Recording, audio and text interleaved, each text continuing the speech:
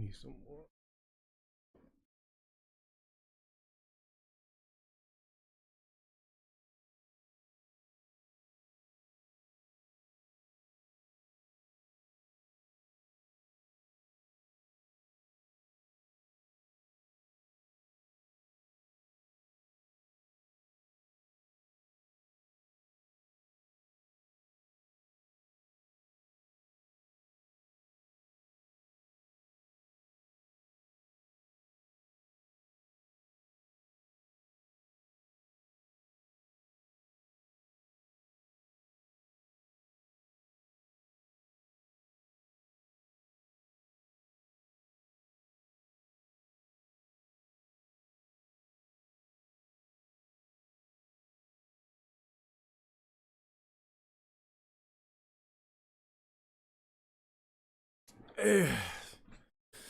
Yeah, what's up?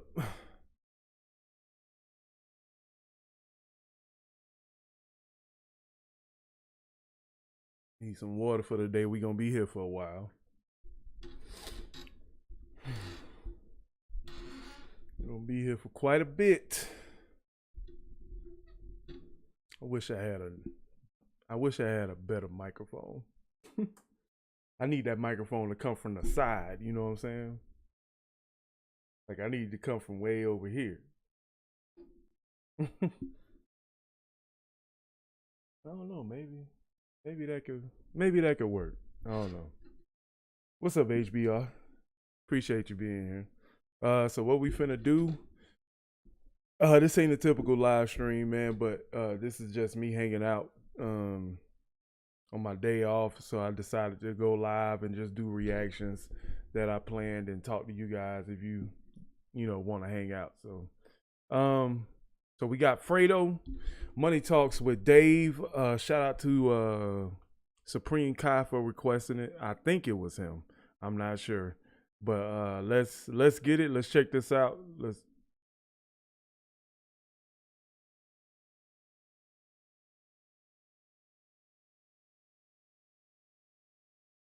hold up.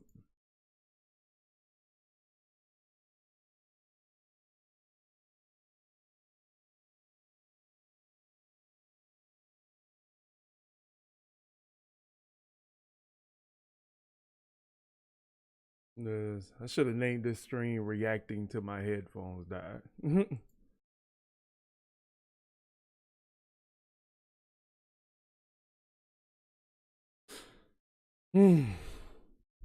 So how you been? Well, let's talk after the video.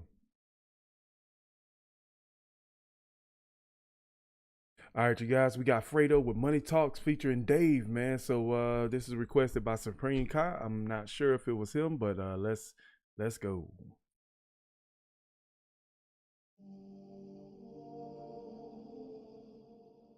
I like that reversing.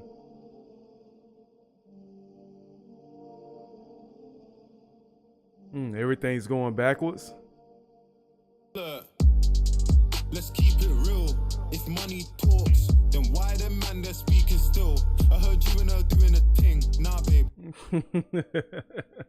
Yeah, I like the way that started out, man. I like the way that illustration by they was burning the money, but it seemed like everything's going in reverse. So I wonder if like it'd be real cool if they told the story in reverse. You know what I'm saying? But yeah, I like this little build up right here. Look, let's keep it real. If money talks, then why the man they're speaking still? I heard you and her doing a thing. Nah, babe, we're just speaking still. Chill, my girl like 5'3" when she's in heels. I mean, I just see feds on the M-way. Let's keep it facts. If money talks, then why the man they're speaking back? I heard you and her doing a thing. Nah, G, it ain't even that. Cat, my young boy love riding out. He don't even track. Interesting. So how did they do that? So they got people around them going backwards, but so even while Dave was rapping, everything was going backwards, and then when Fredo started rapping, Dave started going backwards. So it's like, I wonder what the overall story is. Let's go. Cat, my young boy love riding now. He don't even trap. Yo, she wanna leave with the kid. Like my cases, I'm beating it quick. Yo, why you still speaking your shit? Money talks, you don't need any lips. I got robbers that's running with me. When you see us, best tuck in the piece. No shit in the trap, no touching them seats. If I'm in there, I'm flushing the keys. 3 blacks, they handed them time. Like my Audi, you'll handle it fine. Disrespect me or bang on the 9. We come next, they like Amazon Prime. If we go, we're taking a Glock. She like my clothes. Hey, that was a bar. That was a bar. 3 blacks, they handed them time. Like my Audi, you'll handle it fine. Disrespect me or bang on the 9. We come next, they like Amazon Prime. We're taking a Glock. She like my clothes, she's taking them off. My tape took long, if you waited, I'm sauce. But first, we had to drop tape on that block. Yo, you know what's funny to me? 300 rats ain't no money to me. You're broke, that's why she act funny to beat. Bro, you better just run it to me. Some shows are 100 a fee. I cook, done him for free. My plug got. That's weird. Dude, that's weird. That was some Inception jump. 300 rats ain't no money to me. You're broke, that's why she act funny to beat. Bro, you better just run it to me. Now them shows are 100 a fee. I cook, oh. My plug got a present, it's coming for cheap. Them boxes I got ain't for under no tree. Cocaine, no weed on the scale. No gossip, we leave it to girls. Trap boy, so easy to tell. Got more soda than Keenan and Kel. No, I don't. Got more soda than Keenan and Kel. Okay. I ain't know the UK knew about Keenan and Kel. Girls, trap boy, so easy to tell. Got more soda than Keenan and Kel. No, I don't dance, I money walk. Whipping up with the money fork. Them man been chatting for days. But me, I let my money talk. Yeah, I knew that bar was coming at the end right there. I like that verse. Dave kind of set it off at the front end. You know what I'm saying? Then he came in, kind of told a story, gave us some punchlines. That's cool. But I like this whole reversing effect on the whole video. It kind of reminds me of, it was a Nas song from the Illmatic CD where he was telling the story backwards. So I love those contrasting elements in the video, that the video keeps your attention because you know everything's going backwards, but then you listening to the lyrics and you trying to figure out how does that fit together. Let me fix my cat.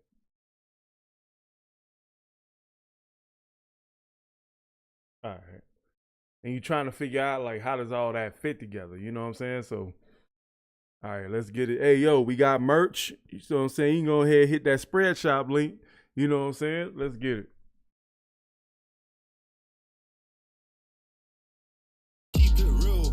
Money talks, then why them man they're speaking still? I heard you and her doing a thing. Nah, babe, we're just speaking still. Chill, my girl like 5'3" when she. Oh wow! So he's giving out baptisms, but he's a crack addict. Interesting. So it's kind of like revealing things about the person. So, okay. Nah, babe, we're just speaking still. Chill, my girl like 5'3" when she's in heels. I mean, I just see feds in the M-way. Let's keep it facts. If money talks, then why them man they're speaking back? I heard you and her doing a thing. Nah, G, it ain't even that. Cat, my young boy love riding now. He don't even trap. I see them man steal the style. Fuck them man. I don't respect my pagans. Coochie freshly shaven. Man's got expectations. Old thing try flex on man last week with a dead vacation. Baby, I go Heathrow more than your man goes petrol station. Ronnie and Roxy. I love the flow that he's using right here. But you also gotta like listen to the beat. The beat also supports that whole talking narrative he has in his lyrics. So you like check out the beginning of that verse. He don't even trap. I see them man steal the style. Fuck them man. I don't respect my pagans. Coochie fresh. See how quiet the beat is? You hear that soft organ in the background, and then like you just hear that quick snare. It's not even a drum. You know what I'm saying? Oh, fuck them man. I don't respect my pagans. Coochie freshly shaven. Man's got expectations. Old thing try flex on man last week with a dead vacation. Baby, I go Heathrow more than your man goes petrol station. Right, Ronnie and Roxy, year 9. Donnie did rob me, big flick, that's gotta be on me. Before Black Ops, we had zombies. Spooky band bando, this Thierry, no Henri. Jeans, Amiri, come costly. Gotta have teeth when a man's this flossy. Ooh, gotta have teeth when a man's this flossy. Ooh, I like that. We had zombies, spooky bando, this Thierry, no Henri. Jeans, Amiri, come costly. Gotta have teeth when a man's this flossy. Let's keep it real. If money talks, then why them man they're speaking still? I heard you and her doing a thing. Nah, babe, we're just speaking still. Chill, my girl like 5'3" when she's in hills. I mean, I just see feds on the M-way. Fuck that, I'm speeding still. I got a brown in saying I'm toxic. So what? I'm beating still. A long way from days on the back of the bus with the cheapest deals. Still, half that price, dark and light. That's Denise and Phil. Let's keep it facts.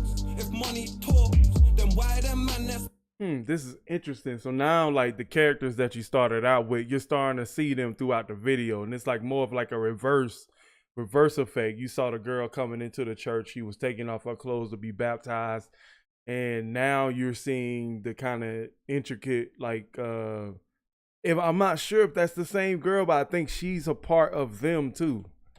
So that's weird how everybody kind of interconnected. Let's keep it facts. If money talks, then why them man they're speaking back? I heard you and her doing a thing. Nah, G, it ain't even that. Cat, my young boy love riding now. He don't even track. I see them man steal the style. I'm gonna need it back. Trap boy wanna sign with Sony. Left there, kept dealing packs. They know we're speaking facts. Don't even speak if you ain't speaking raps. Dark and light, feed the cats. That's Denise and Max. I like that. This a vibe though. This a vibe. Yeah, this a vibe song. Denise and Max.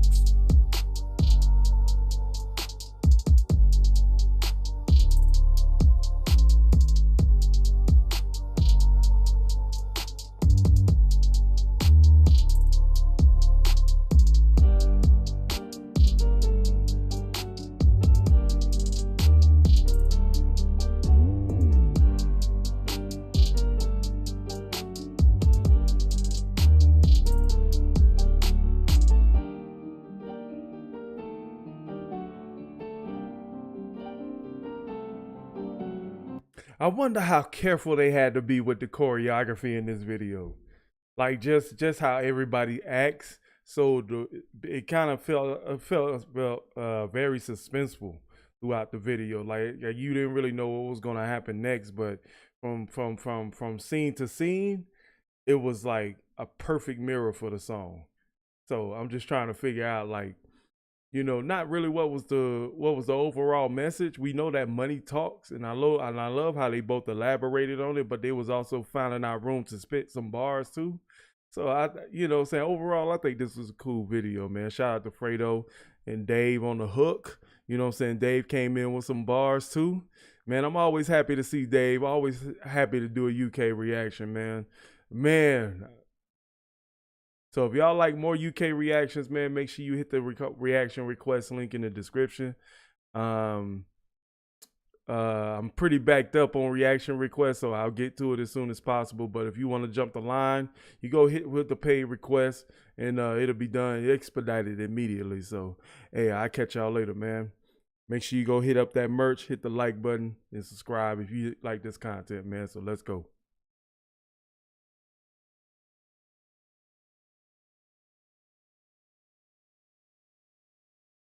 All right. All right, so what we got next?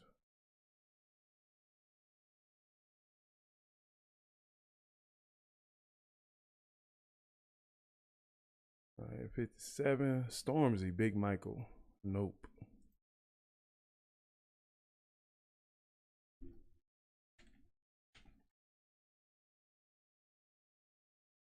Nah, I ain't never heard of Stormzy, but I ain't never heard of Stormzy before. I hope this is another UK rapper.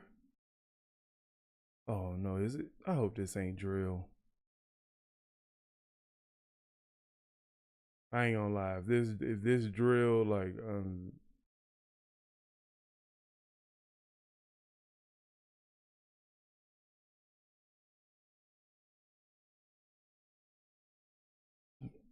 Let me see.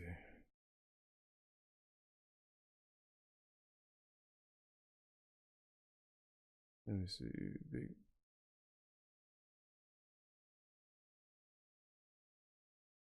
Oh, he just put nope. Stormzy, Big Michael.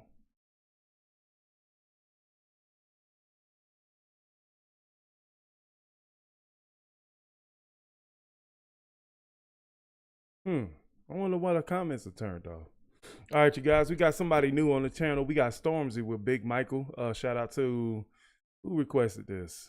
Nobody. Shout out to nobody. But I guess they're a fan of Stormzy. So this will be the first time we hit him up on this channel. So let's see what he all about. Hey yo, Stormzy G, I beg you G, release music fam. Cause you know what, it's getting me so mad fam. What's wrong with you? Fucking pussy yo. Release some fucking music man, dickhead.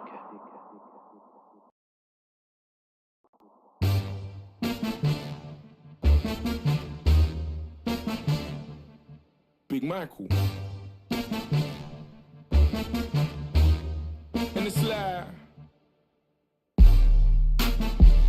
I like the way that beat build up, man. And I love them drums, man. You hear them drums vibrating in your ears. And it's like said I went mainstream, suck your mum. Ooh. Oh, this is my type of beat right here. I must have thought I was dumb. What the fuck have you lot done? Oh my days, oh my days.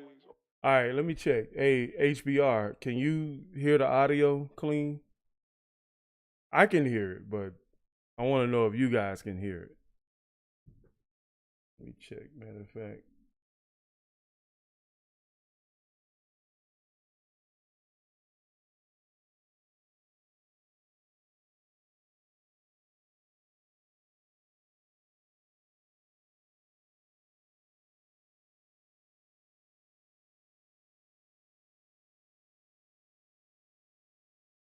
Oh, okay. It's fine. All right, it's fine. All right, let's get it. Not top two, top one. I must have thought I was dumb. What the fuck have you lot done? Oh my days, oh my days, oh my days. Shellings. I made juice like gave me lemons. You little fuckboys do my head in. Henry the Eighth. Man, he ain't right. I'm sorry. I know I'm supposed to keep the positive vibes, but I feel like he ain't riding the beat right. Thank you, Andrea. Appreciate that.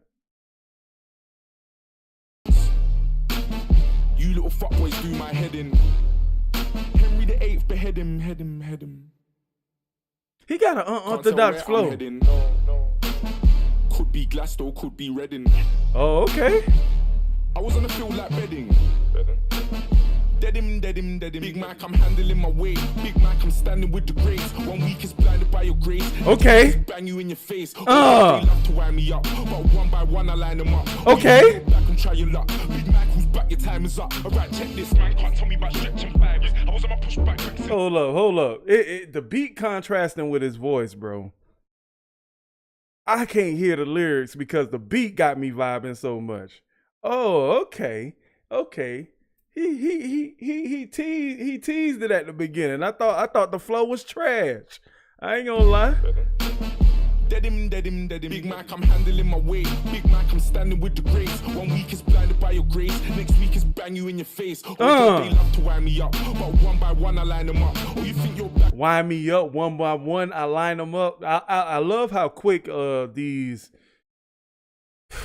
I love the thing about these UK rappers. They're really good at, like, I would say like half liner, not one liners, but half liners. Like they like 101, I line them up. Like Wretched 32, Wretched 32, he does that very good. Avlino does that very good, and Dave does that excellently. Like they do these, like, it's not even a whole bar, but you know what I'm saying? They don't wait till the second bar to hit the punchline. They punch it inside of the bar. God, boy, but I just like how these lyrics are contrasting very closely.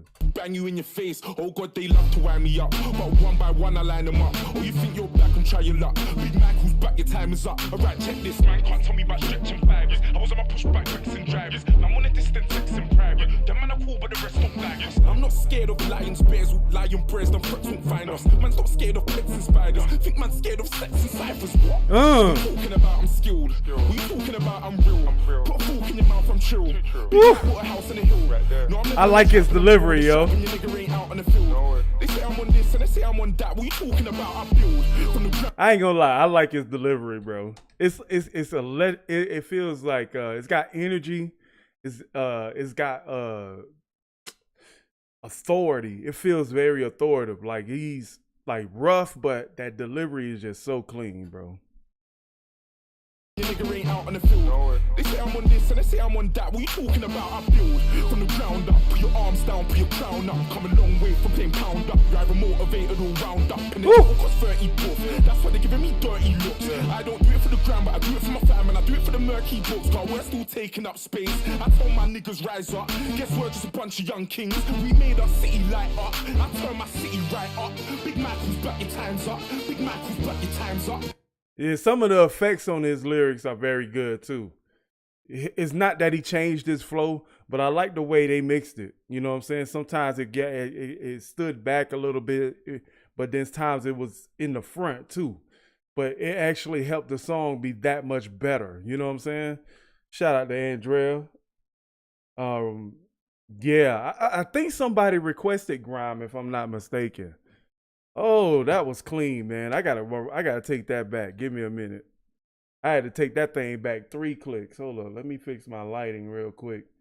You know what I'm saying? My lighting is kind of trash right now. Let's fix that. Let's brighten.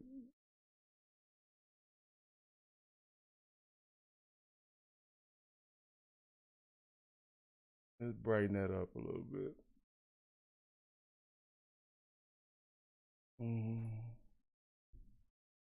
All right. I look a little bit less. There we go. I probably need to go with that warm tone right there. All right. That felt better. Well,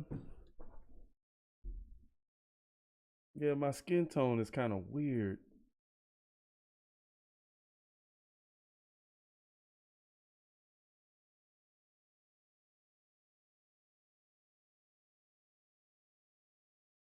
My skin tone, it's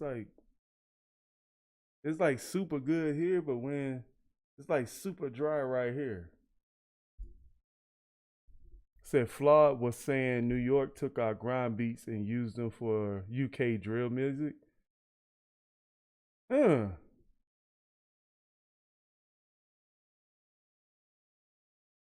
I mean, drill music is like really popular in like Baltimore. Like that's the only place I know that drill music like it's really prevalent, like in Baltimore. So it's kind of like I'm still like not familiar with drill because it's not it's more underground. Drill music is more underground than New York or Baltimore drill or UK drill music. Drill music is, I'm not saying, I haven't found anybody that's like really good at drill music. All right. But let's finish this off, man. Go ahead and spit that thing, Big Michael. Pause.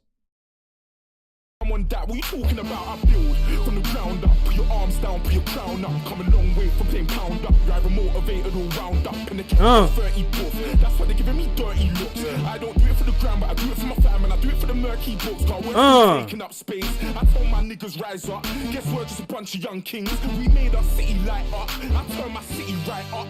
Big Michael's back, your time's up. Big Michael's back, your time's up. Big Michael's back, your time's up. Easy. Hey, he hit us with the easy. Yeah, boy, you a Murder Mook fan.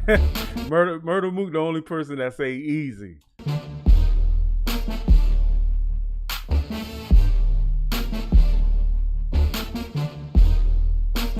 feeling that. I like that. That's a good beat. If all drill music beats sounded like that, I would like drill music. Easy.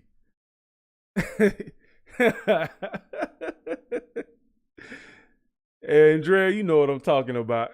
Murder Mook, easy.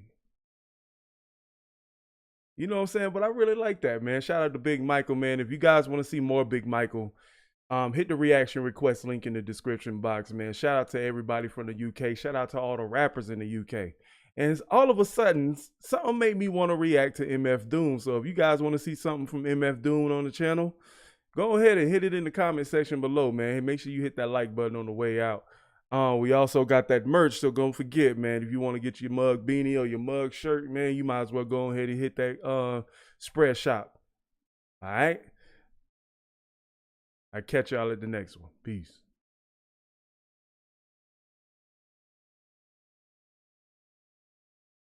Oh, yeah, I'm from Florida, Dark. St. Petersburg, baby. St. Petersburg, baby. You know what I'm saying? I'm trying to turn my wife into a Tampa fan. So, you know, she a Dallas fan. So I'm trying to, you know what I'm saying? It's going to take me about 10 years, but she going to wear the pewter one day.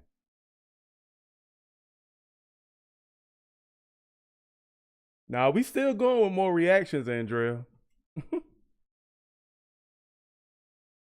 We still going with more reactions.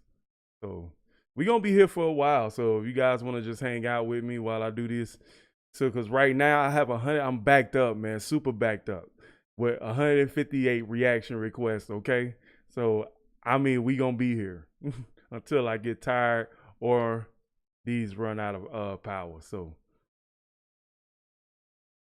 so who's next?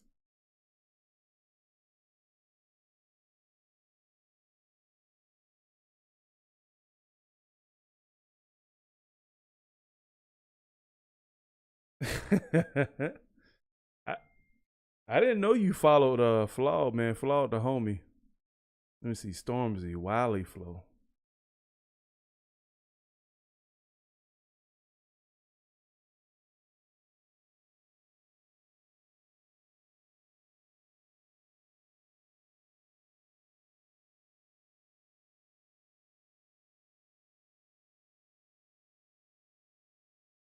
You know what? I kind of got that confused on the last reaction. I started calling Stormzy Big Michael. My bad, homie. My bad. Oh, okay. Hey, I appreciate you coming to hang out, man. Definitely always could use more support. Just feeling very inspired today. But the way I'm doing the videos is as if I'm doing a real video. So don't think I'm ending the live stream. Don't think I'm ending the live stream. All I'm doing is just ending that portion of the live stream as if I'm doing a video. It's better for my editor if we do it like that. True. Yeah. All right, you guys, we got another reaction request from Stormzy with Wiley flow. Let's check out who made the request. See if they put their name. Nope. So this we got Wiley flow. I really like this Big Michael song. Very different delivery. Very, very rugged, but the clarity was very crisp for exactly for his thick UK accent. No. But let's see if I like this one.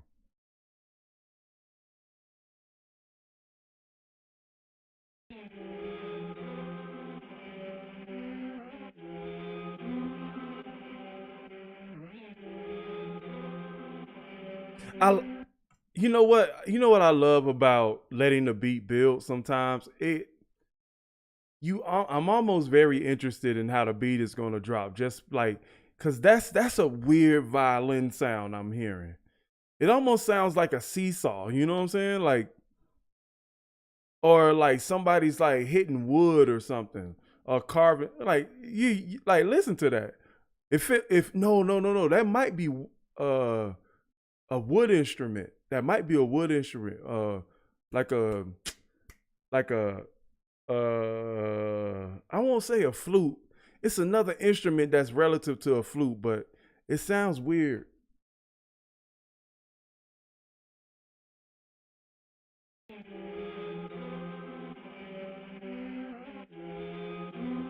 It's a violin, definitely.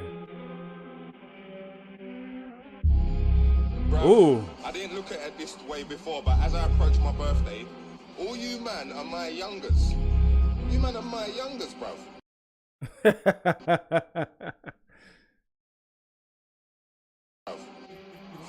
If you can't do 10K first week, then I don't want to hear no chat about numbers. You man are my youngers, all blacked out like grungers. 10s and 20s and 100s, 10s and 20s and thousands. I can't never just loud them.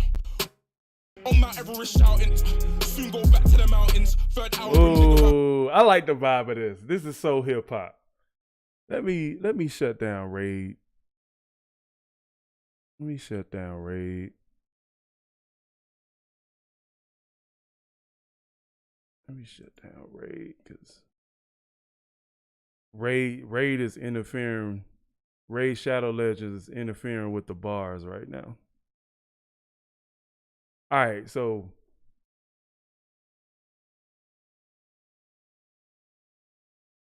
I love the way he started that off. Like it's just so hip hop to me. You man are my youngers, bruv.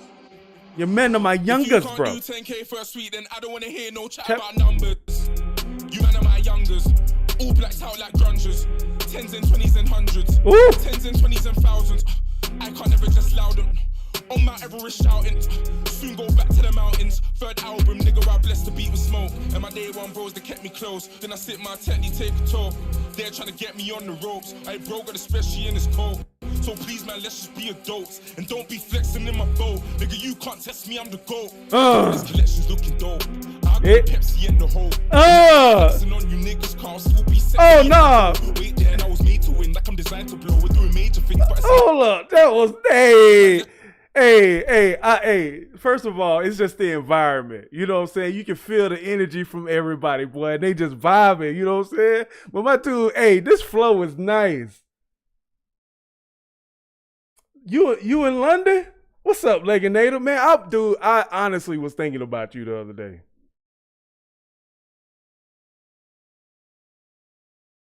Yeah, I noticed when I put in Wiley, I saw a Wiley flow, and then I saw a Wiley diss. I was like, what?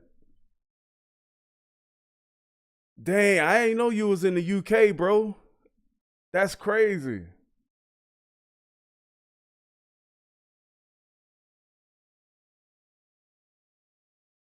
How is it over there? Pardon the interruption. You know what I'm saying? How is it over? How you doing, man? First of all, I'm glad to hear from you.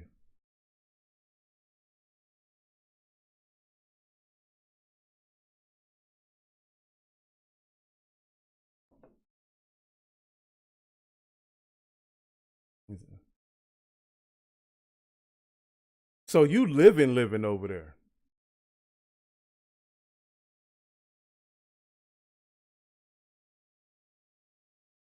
But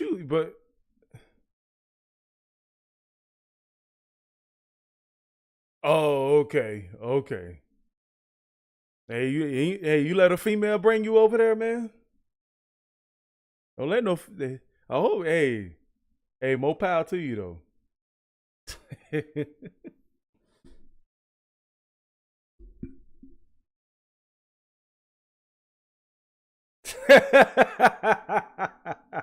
You the last dude I think let a female pull him all the way to London, but hey.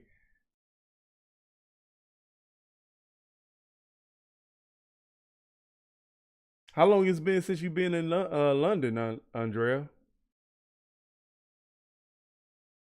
Somebody actually requested LaSure. I think I saw that on a reaction request. I think LaSure Yeah, I think LaSure is like on the list.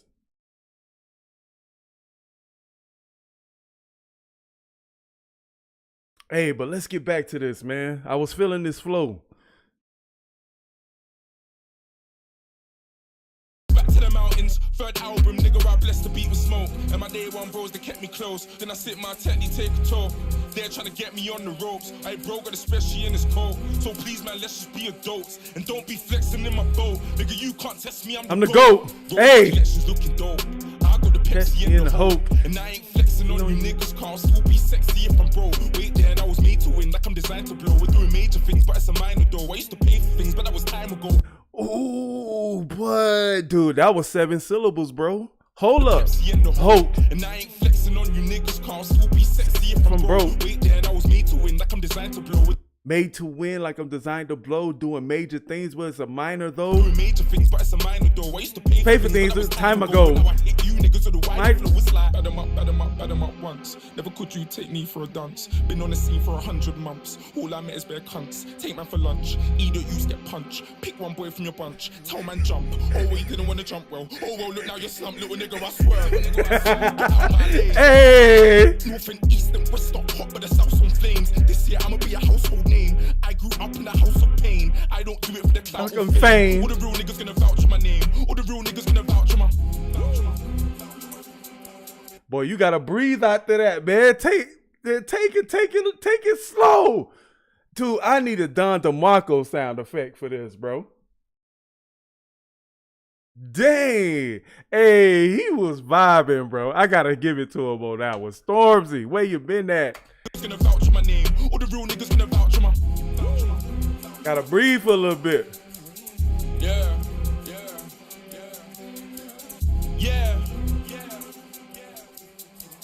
If you ain't got more than 5 top 10s, then I don't wanna hear no chat about charting. You man are just starting. Coming like a young Chris Martin. Start swinging with my arms like Carlton.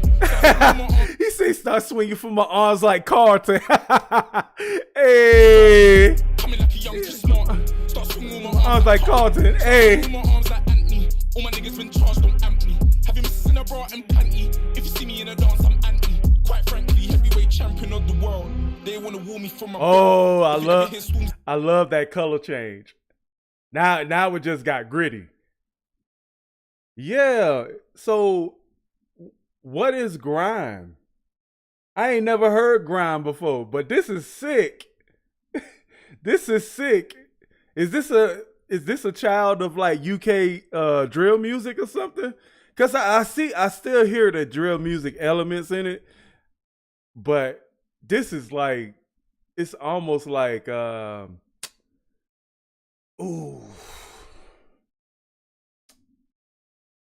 man, it's like drill music R&B or something. It's a strange combination. All my niggas been charged, don't amp me. Have you missing a bra and panty? If you see me in a dance, I'm anti. Quite frankly, heavyweight champion of the world. They wanna woo me from my belt. If you ever hear Stormzy caught a nail, no, I stood tall before I fell. A couple birthdays coming up, so I took like a quarter from the shelf. Spent like 100 on my mum, then about 140 on myself. I sported like Pharrell, but I got the Nautilus as well.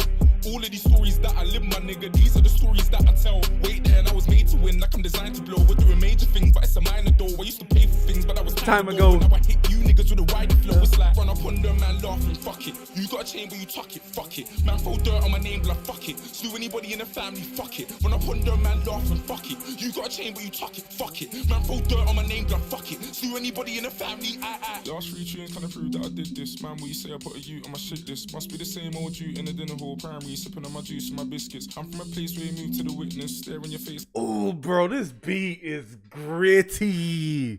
Dude, I love this beat, bro. That was an excellent beat change right there.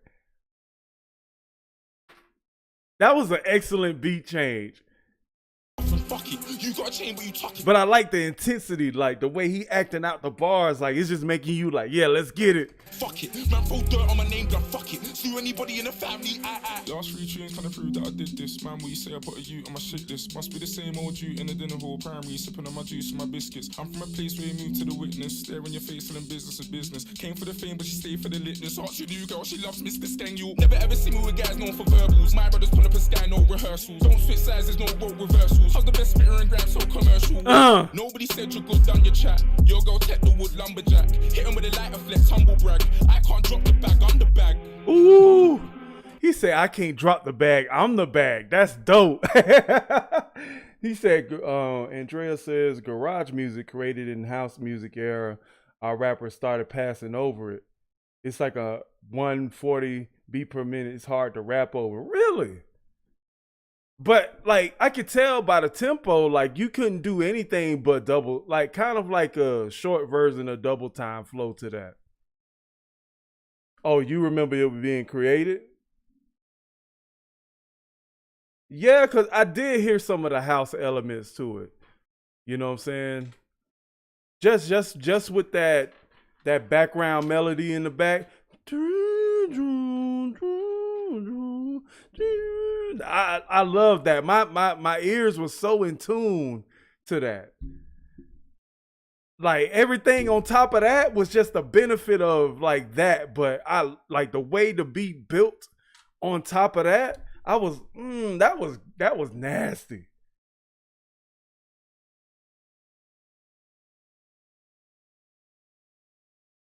That was nasty. I like Stormzy. Stormzy's a new one, man. Shoot, man. Make sure if you want to hear more Stormzy, hit the reaction request link, man. Yeah, boy, I like his flow. I like that. That's we need some of that right now. Hey, so I catch you guys at another one, man. Shout out to the UK. All right, peace. That was crazy. Yeah. Yeah. If you ain't got no platinum plaques, then I don't want to hear no chat about. No, I'm joking, man. HITH. What does that mean?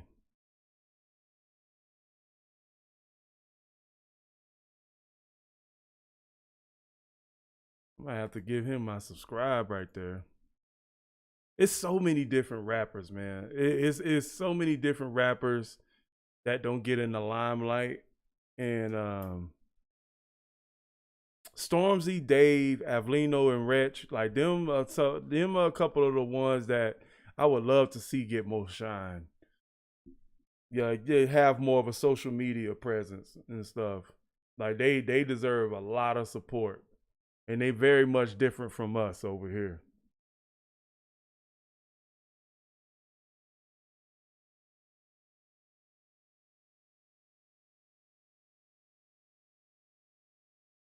Man. This ain't no shot towards him.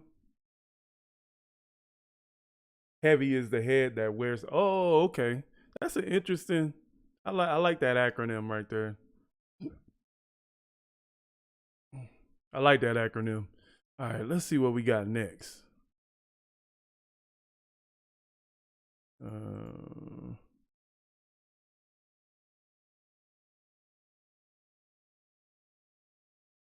right, we did that one. And then I'm gonna delete them as I go, so I don't do them over.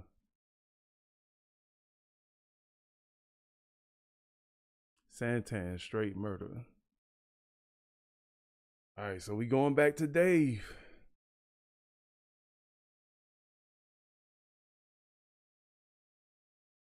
One thing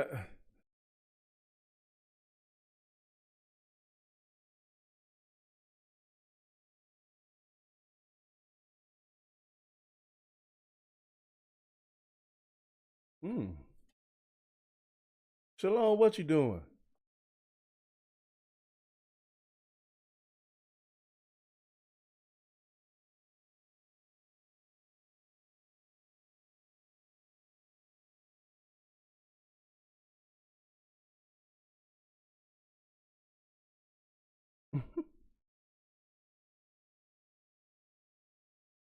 Let me see.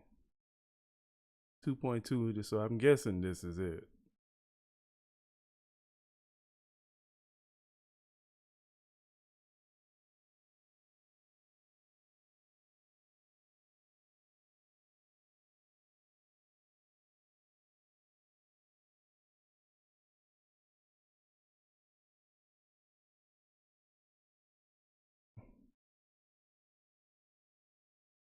Sorry, I'm playing with my cat.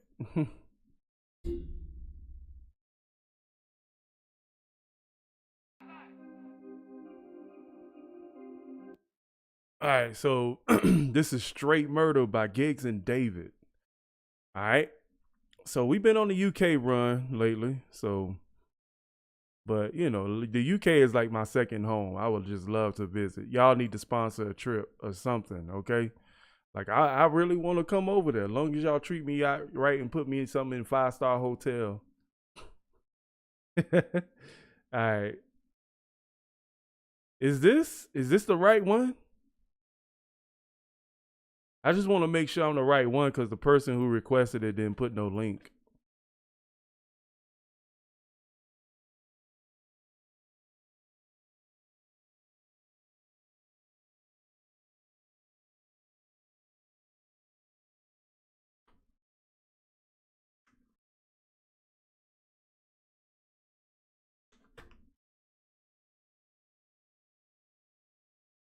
What you doing?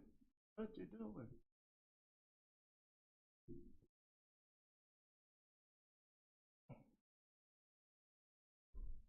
You know what? Was Giggs in that?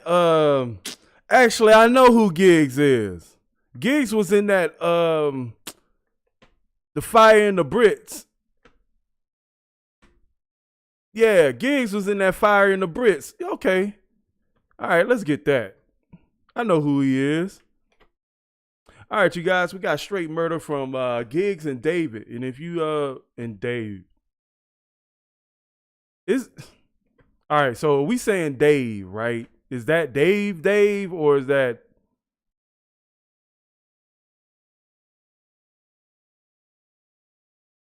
Okay. All right, so let me start this over again. All right, you guys, we got Giggs and Dave. Now, if you don't remember who Giggs and Dave is, you go to the Fire in the Brits reaction. I believe Giggs is the one who rapped before Dave. I believe. Bro, you know what? And Dave was Giggs was the one that had the lazy fellow. He had the lazy don't say like his cadence was like so like I thought he was being funny. I thought he was being funny in that song. I might put a clip inside of the video of that little short rap piece he did, but I thought he was playing. But all right, man, let's get to this.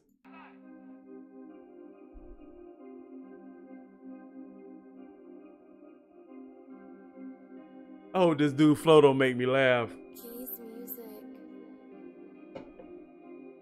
Yeah, taking orders. I know about taking orders. I don't know about taking orders. My young G playing academy. Great performance. Trent and Kent. If them man lack, then we're taking corners. Bro, that's what I was talking about. Like the way the UK rappers spit their bars. Like he said, go to the academy. Great performance. Like I like something in relation to what you do at an academy or whatever subject they do. They always put a strong adjective, if I got it right, because adjectives are action words, right? So it's always like a contrasting adjective to like whatever the setup of that punchline is. Like I just like that stuff. Hopefully I explained it correctly. Yeah, taking orders.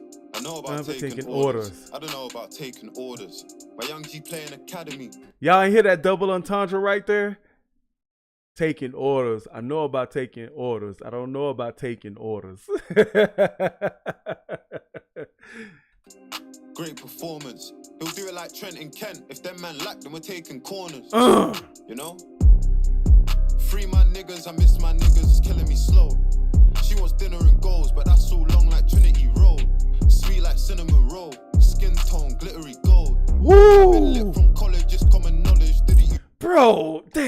Dave flow. Like Dave is one of them rappers I can't even predict his next line sometimes. You know? Free my niggas, I miss my niggas, it's killing me slow. Killing me slow, right? So when I heard killing me slow, I already had a bunch of syllables in my head, but these next two lines was so outside the box. She wants dinner and goals, but that's so long like Trinity Road. Sweet like cinnamon roll, skin tone, glittery gold. He said, sweet like cinnamon roll, skin tone, glittery gold. Like, but the way he flowed it, glittery gold, like there was a slight pause right in between glittery and gold. Like that's sick. So long like Trinity Road, sweet like cinnamon roll, skin tone, glittery gold. Bro, I've been lit from college, it's common knowledge, didn't you know? I like this Serrano, but so a word like performance, yeah, adjective is a descriptive word, like beautiful, cold, smooth. Yeah, man. if not, I fuck with Henny. No mixer juice, I'm papoose stuck with Remy. On the day of the Papoose stock with Remy? Okay, I see what you did. just common knowledge, didn't you know? I like this Serrano, but if not, I fuck with Henny. No mixer juice, I'm papoose stuck with Remy. On the day of the party, man got beats like Uncle Temmie. Mice, talking heavy, I do my man like George and Lenny. My old thing doing a lonely Fredo, fuck, you must be kidding. Last week came for dicking, it's a crazy world we live in. Girls say I'm a gigolo, no piccolo, get shaved like Krillin. My life.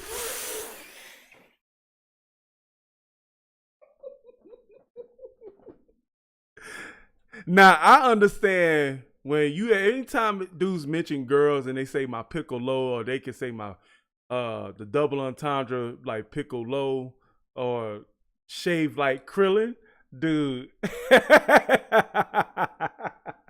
I like. Hold up. Last week came for dicking. It's a crazy world we live in. Girls say I'm a gigolo, no piccolo, get shaved like Krillin. My life a movie is thrilling. Tom Hardy, I play the villain. Half it ends is real, and the other half is phony.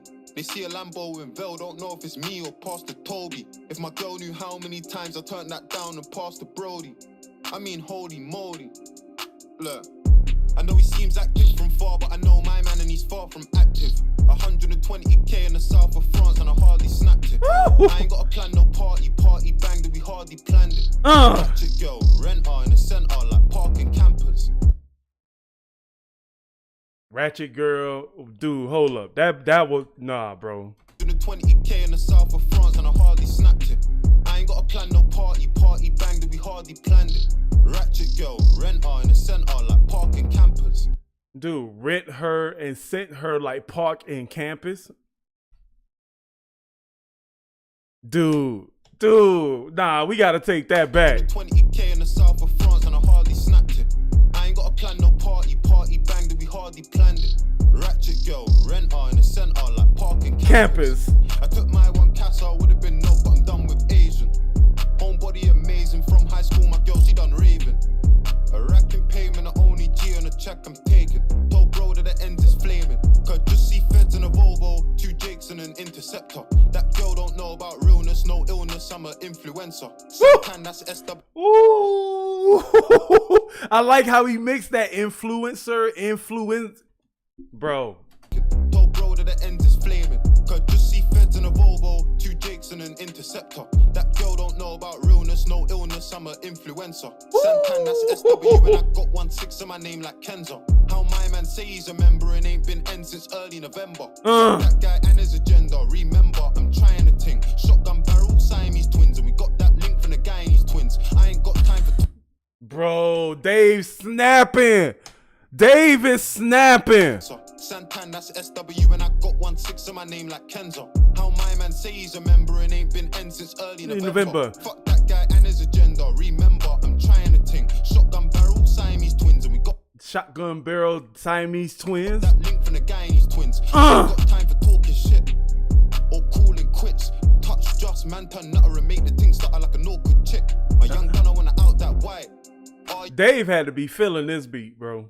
Dave was feeling this beat. He was feeling himself on this one. I don't know if he had some vodka Red Bull or I don't know what he had before this writing session, but dude, Dave, bro, what's up? What's going on with your pen in this song, bro? You got to let me know. Dave, I need to see Dave in the comments, man. Dave need to come holler at me. Let me know what he was doing before this writing session, bro. Nah, the flow pattern, the descriptive punchlines he doing. What's up, Esoteric? What's poppin', man? It's been a while. It's been a while, dude. I'm glad you're doing good, man. I was thinking about you. I thought I saw you on Twitch a while ago. Dude, but Dave Penn is so crazy. Thank you for the super chat, bro. Wow. Gender, remember, I'm trying to think. Shotgun barrel, Siamese twins. Got that link from the guy and his twins. I ain't got time for talking shit or calling quits. Touch just man turn nutter and make the thing stutter like an awkward chick. My young gunner wanna out that white. Are you about that life? I got hands on her inner thigh. She got hands on my Calvin Klein. 3 yard, aggro Santos, tech pant off and the house is mine. I was a neek around that time till I went up see and I found my spine. I said, babe, if you wanna be mine, gotta hold it down like Bonnie and Clyde. Acting crazy. Me and bro just took a loss, but we share that pain like Max and Stacy. I'm top style, I got Nyla, I'm like AJ Tracy. Dude, Dave, stop. Just stop. Just stop, Dave. Stop. Like Bonnie and Clyde. Stop. I'm tired. I'm tired of Dave. Why is he killing it like this, bro? It ain't gonna be nothing left for gigs. He ain't gonna have nothing left. Acting crazy. Me and bro just took a loss, but we share that pain like Max and Stacy. I'm top style, I got Nyla, I'm like AJ Tracy. Talking don't faze me.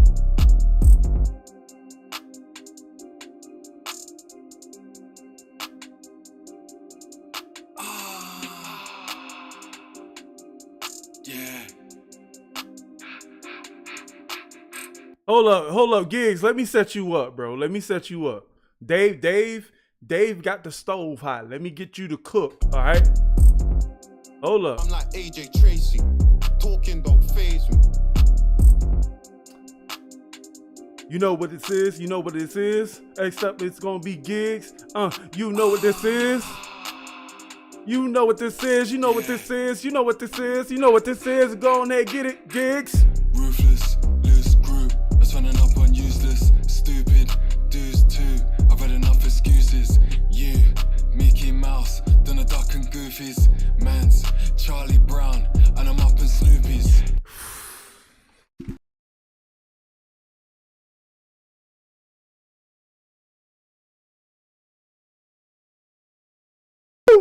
We gave you the alley-oop, Gigs. We gave you the alley-oop.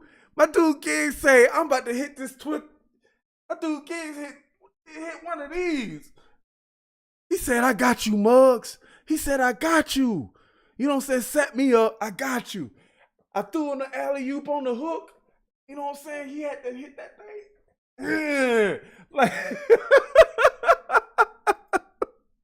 let's go.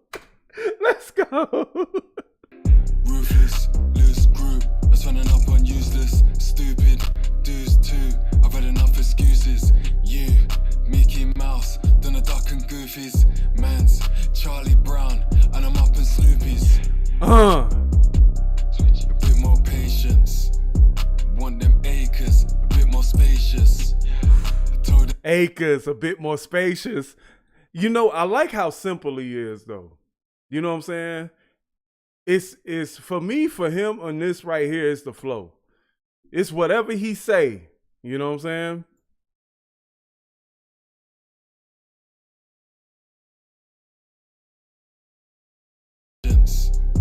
Want them acres, a bit more spacious. I told that bitch, a bit more gracious. She licked my face, said Gigs the tastiest. Crazy sickness, yeah. Yogi Bear, picnic basket, ranger picnics, yeah. Dude, how many cartoon lines he got for us, bro? How many cartoon lines, Charlie Brown? Oh shoot, Charlie Brown, Mickey Mouse, Goofy, who else? My face said gigs the tastiest. Crazy sickness, yeah. Yogi Bear picking it basket ranger picnics, yeah. Bitch in the carpet, niggas and bra made my dick drip, yeah. Niggas a star, you know how we are. Afraid of syphilis. Woo! That was smooth She's right there. imperial. She wants gourmet breakfast, bitch. Go make cereal.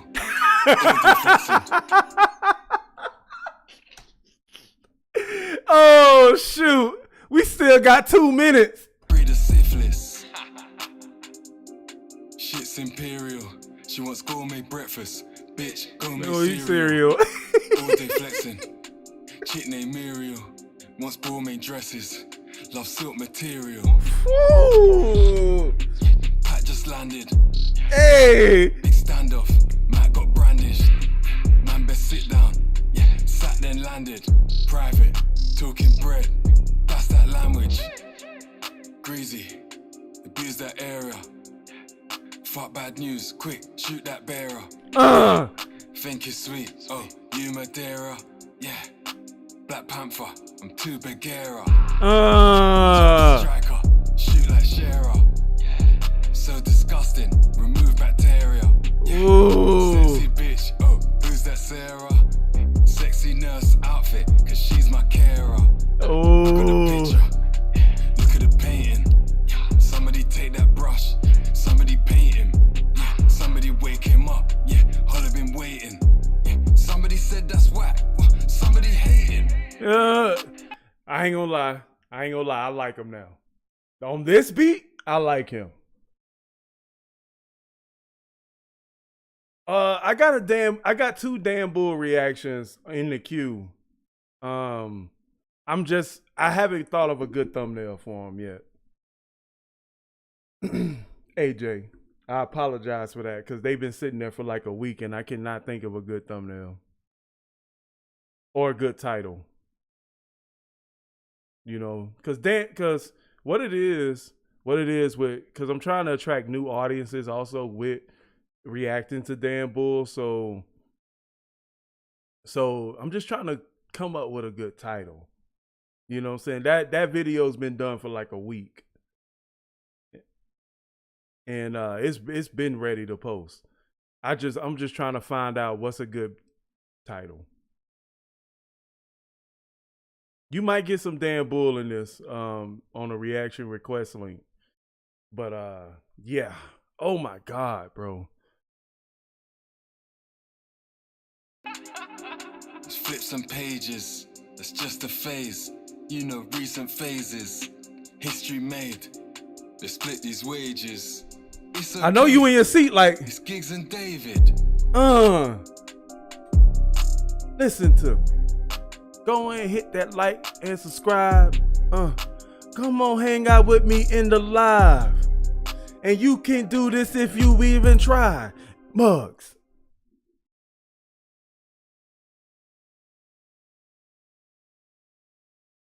Yeah, it was. Dude, that was nice. That was nice. I like that one, man. If you guys want to see me do more UK rap reactions like Dan Bull, Dave, Avlino, Wretched, make sure you hit the reaction request link, man, and put in your requests. It's a lot of them. So if you want yours expedited, man, make sure you hit the donation, $10 minimum. And but this was fire. I like that one a lot. I like that one.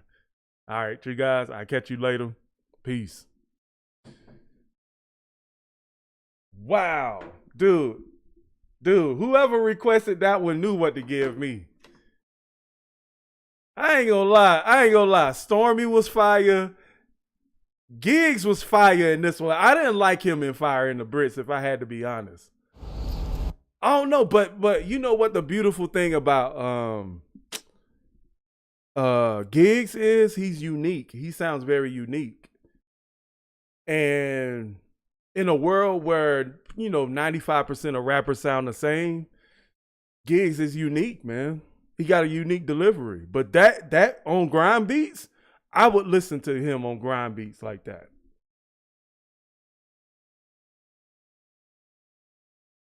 I would listen to him on grind beats. I ain't lying. That was fun. That was fun. I like that song a lot.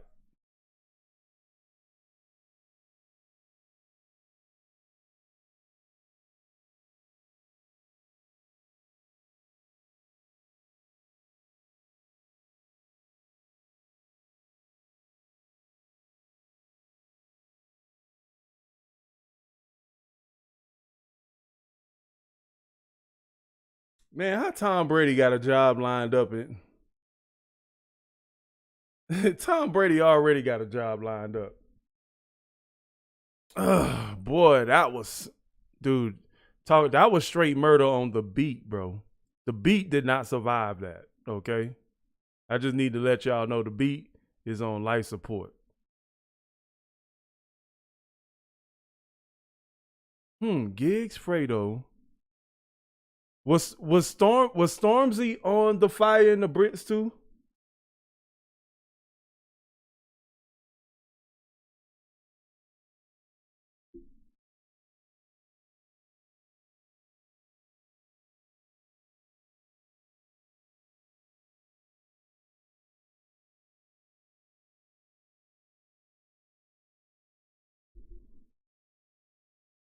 I need that. I need them UK subscribers, man.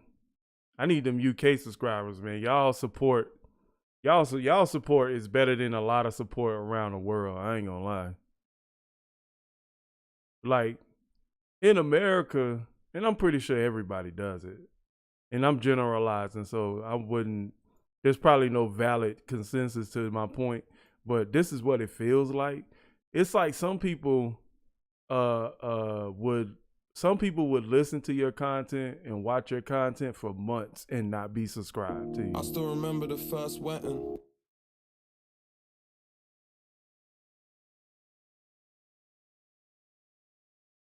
Let me get some water.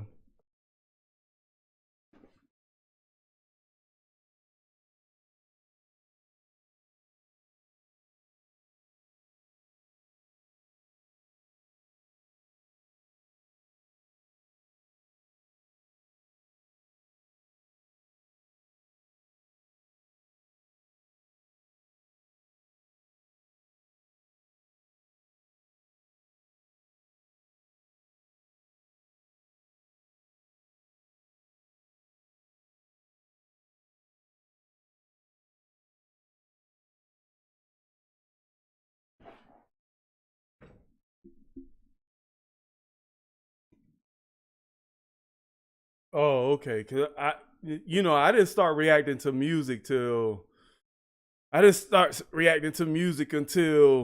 last year. So I probably missed a lot in the front end of 2021.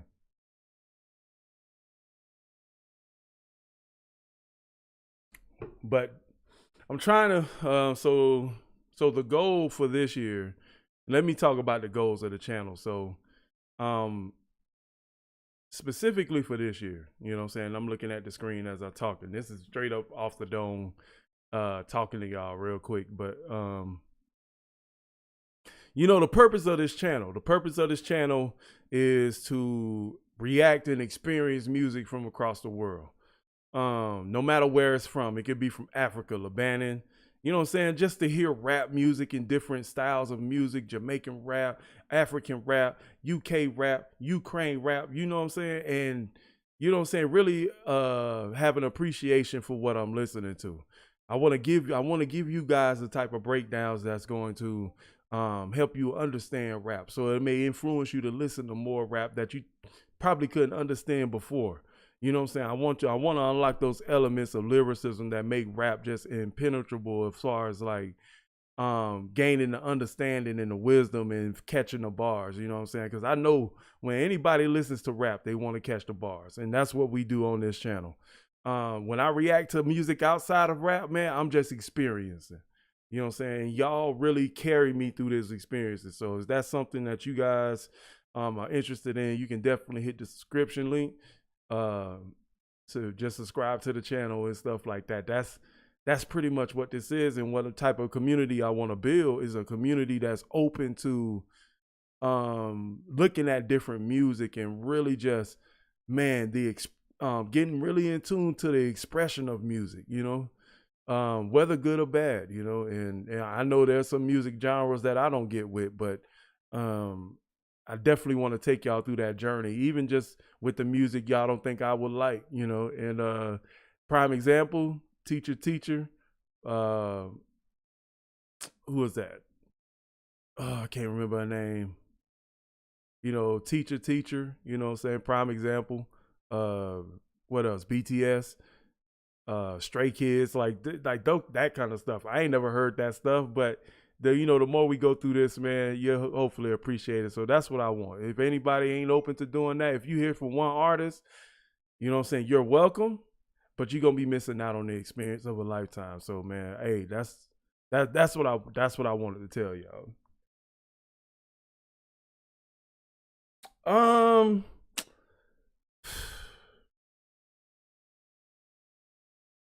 The first UK rapper I heard was Shoddy Horror when he battle rapped against Arsenal in the UW League in battle rap. I know there's a heavy UK hip hop scene, but I didn't catch on to it until I don't know who made this song. It was the funniest song I had ever heard. But the hook had this phrase in it. And say, your lips look like crispy bacon. And I don't know who did that, but I know she was from the UK. I know she was from the UK.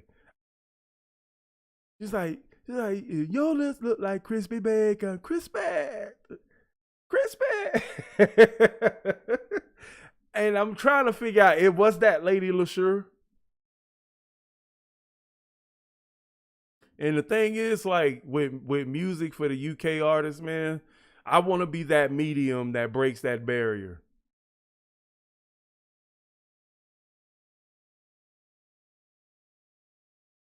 That was Lady LaSure? Oh, okay. Because I know somebody requested her. Sweetie time. You thought I ain't see you, nigga.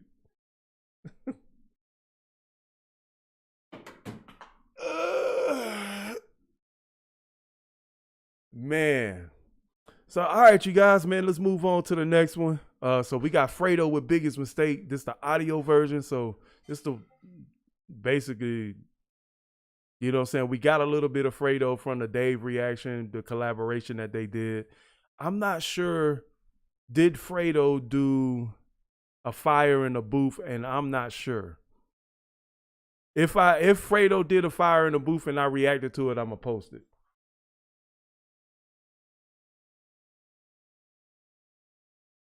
Oh, okay. You know what I'm saying? You might have to put that on the reaction request. But all right, you guys, let's get to Fredo, man. Let's keep this moving. I still remember the first wetting. Filled up with hype and adrenaline. Gave the youth a little legging. Next time was a face shot. Progression. My youngin' got life. Stressing. Wondering if we're forgetting. Back then for 6 racks getting. Now times that by 10 just for reading. It ain't about the start, it's the ending. It ain't about your heart, it's the weapons. This music just came as a blessing. After all of the rain and the lessons. There's this, I don't know if the beat's gonna drop, but I like the somber tone of this. You know what I'm saying? You titled the song Biggest Mistake, so you always want to build that contrast with the beat, that this sounds like introspective or thoughtful, or you might add a little drama to the beat. So I don't know how this beat is gonna build or drop, so I'm curious. My youngin' got life, stressing, wondering if we're forgetting. Back then for 6 racks getting. Now times that by 10 just for reading. It ain't about the start, it's the ending. It ain't about your heart, it's the weapons. This music just came as a blessing. Hey, what's up, Hip Hop Radar? Hey, man, I'm excited, man. I had to put that in my reminder so I don't forget. All of the rain and the lessons. Promoters, they pay for my entrance. These people, they pay for a sentence. But the plug never meant it. My biggest mistake, I left it. Grew up with my mom. Used to see my dad a bit. Till I started moving so down. He couldn't even manage it. I was 4. You know what? With the melodies, I really feel like it would have been good if he would have they would have just left those melodies out and kept it probably in that same range of where it was in the beginning. I wasn't really necessarily feeling that drop, but let's go. A bit, till I started moving so down. He couldn't even manage it. I was 14 and I was missing like Madeline. Stealing phones, chipping in with my niggas for cannabis. I quit school for the banging strip, but let's go back a bit. Mum moved me out of London when I was like 10, but I was the same. So there's a progressive story here. So I wonder where he's going with this, because I'm hearing a lot of stuff like when I was this, when I was that. But you know, the flow is like very simple, but also the story behind it just kind of keeps your attention. Like the way he titled the video, like I mentioned before, biggest mistake. So you're trying to figure out, okay, what mistake he made. But I guess he's just trying to build the story up. Yeah, missing like Madeline. Time out there, I was better again. So by 13, we was back in the ends. But bringing me back to that shitty estate was probably my mum's biggest mistake. But she never grew up or lived in this place. Met my dad here, thinks the city is great. Biggest mistake. This ain't no city your kids wanna play. I'm from where real young, you make killers as mates. It's maximum profit on minimum wage. Started won't give me no space. Bad bitch with an innocent face. There's a million ways. Yeah, boy, that's a strange string of multi-syllables right there. Biggest mistake. Place. Met my dad here, thinks the city is great. Biggest mistake. This ain't no city your kids wanna play. I'm city where kids don't play. From where real young, you make killers as mates. Killers as mates. Maximum profit on minimum wage. Maximum profit on minimum wage. Kill, like all that riding with biggest mistake. Biggest mistake. Biggest mistake. So that's 4 syllables. Okay. So I thought that was more than 4. I'm from where real young, you make killers as mates. It's maximum profit on minimum wage. Now I'm a star, they won't give me no space. Bad bitch with an innocent face. Why you broke? There's a million ways. Got my knife every day, come still in my ways. And you know what I'm saying? I like the fact that he's adding that extra vocal behind the rhyming words on the hook. Kind of brings a little bit more emotion and makes it feel fuller on the hook. So, you know what I'm saying? Just the innocent face. Why you broke? There's a million ways. Got my knife every day, come still in my ways. Yo, this rap weren't never the plan. I'm cool, but never a fan. Not having money don't make no one less of a man. But you need money to be the best that you can. So not having money don't make you a less of a man, but you need money to be the best that you can. That's he learned that from somebody. He read that in a book or something. He having money don't make no one less of a man. But you need money to be the best that you can. If I go broke, I go rest in the can. Bump into ops and I'm repping a gang. Young little teenagers stepping for man. Them man ain't got no bodies but reckon they're bad. Feds on my back. They think I'm the head of the gang. Couple G's on the road. Got the rest of the bros in the can. Couple hundred in drug peas. Put the rest of the peas in the bank. Kilos of petrol up in a bando.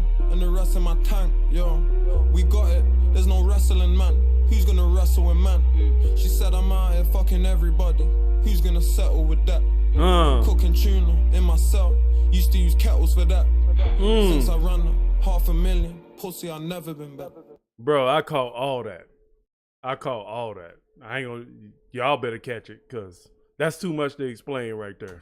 We've been living away, fly to Conch, give it away. Next thing you know, the phone's on the jib in a day. That's how I done it, it's really the way. I shot the glass from whipping the Lost. But you can listen to the lyrics and hear a lot of gems on the inside. So there's a lot of value in what he's saying. That's how I done it, it's really the way. Oh, I didn't know him and Dave was close. Lost it, was my biggest mistake. Gave Delma some food, he went missing away. He must have fought up in the prison, he's sick. Biggest mistake. My niggas ran in his cell and slit in his face. This ain't rap, it's really the case. Revenge is so sweet, it's really the taste. Everyone knows me, the feeling is. I like when he said revenge is so sweet. Revenge is so sweet. Something to taste. Hold up. This ain't rap, it's really the case. Revenge is so sweet, it's really the taste. Everyone knows me, the feeling is strange. Dark tint when I chill in the range. Bro got locked, years in the cage. Every day's the same, so I give him a change. Yo, I work so hard to be real. All them lies that they make ain't harming me. me still. Got a youth strapped up in a party to kill. He knows make his own way home if he's barking a still. My army is real. 20 years if he pleads, that's hardly a deal. Man, it's awkward now. I don't even know what we should talk about. You must be having weird dreams of walking out. You don't need kebab shops for no quarter pound. Just phone little Capo, he'll sort you out.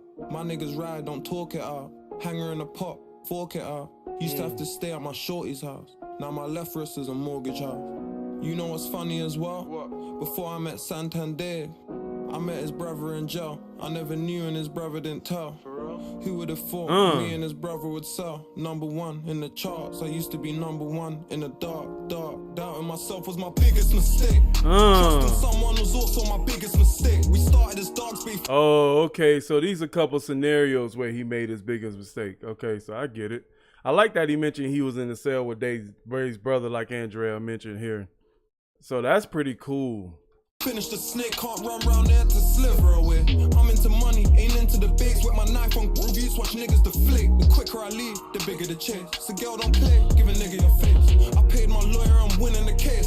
Feds took 50, still had a grin on my face. Perks, I got jibs in the safe. Think I'm out with all the shit that I made, give a nigga a break. Every dog has his day, but it isn't today.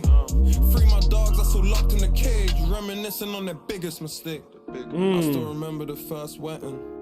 I like how he brought that back around to shouting out to his homies who in jail thinking about their biggest mistake. That's cool. Build up with hype and adrenaline. Gave the youth a little legging. Next time was a face shot. Progression. My youngin' got life. Stressing. Wondering if we'll forget him. Oh, so he ended the song the way he started the song.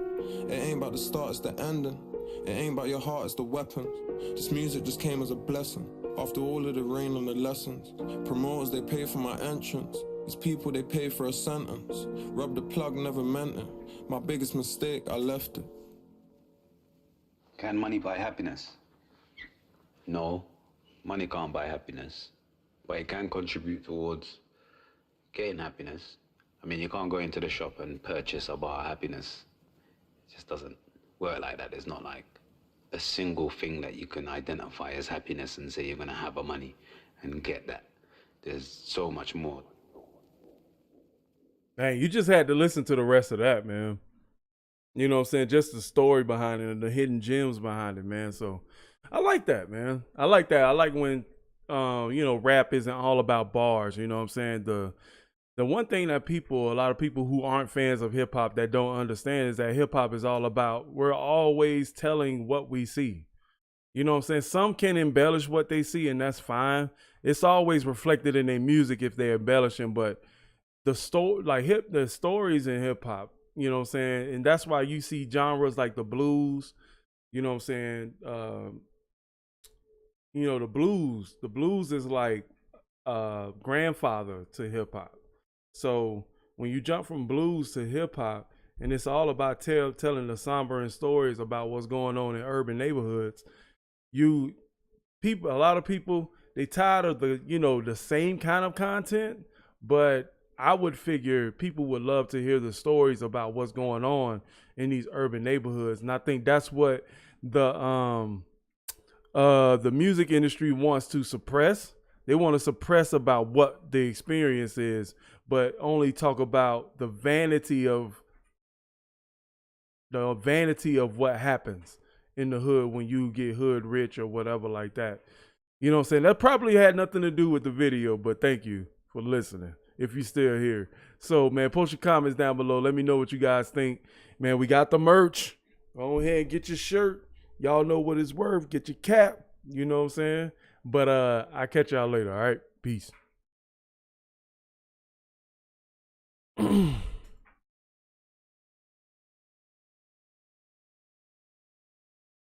I'm going to get back to the music. But this will be a good chance to take a break from the music. We got, I don't know who Little Sims is. But I actually want to introduce you guys to another corner of the channel that we're going to be doing. We're going to be like looking at a lot of historical documentary type of content. So if you guys are still here, all 5 of you, if you want to join me,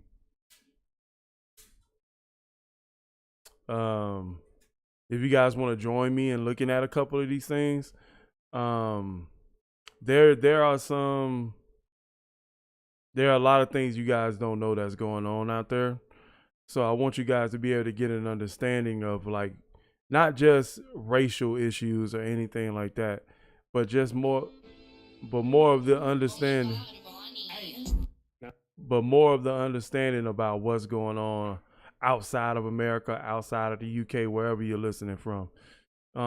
There's a lot happening out here, you know, and that we don't know about. But yeah, if you got this my page.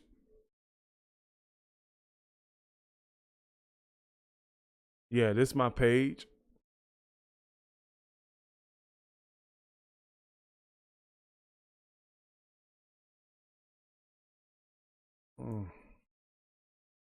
So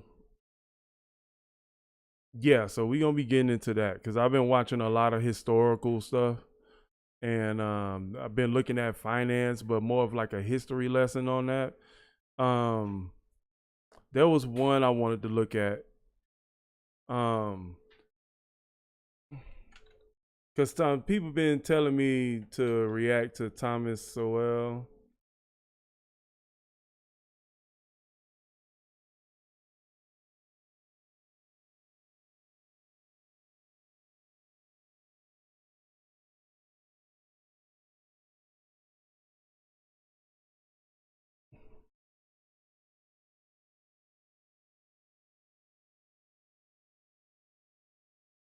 Battle of Bamber Bridge. So I'm gonna react to the origin of black culture. So, and I've been like kind of curious about this one. I've been seeing a lot of reactors do this one.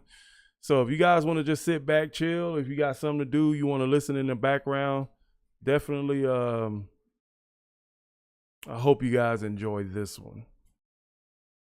No, this better not be a that's almost 2 hours. Hold up. Nah, I need the reaction version. The reaction version like 10 minutes.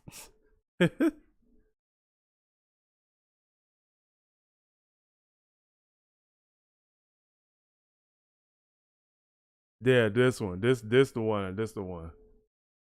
I don't know. I've been thinking about reacting to like whole documentaries and stuff, but I was like, that's not content you want to post.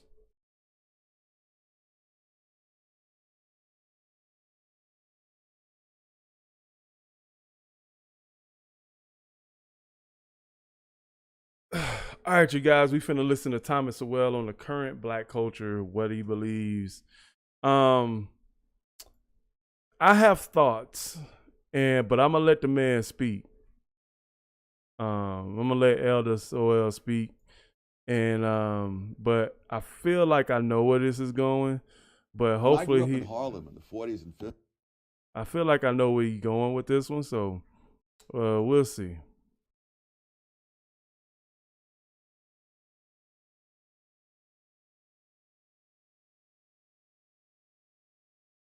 All right, you guys, let's get it. When I grew up in Harlem in the 40s and 50s, I never heard a gunshot.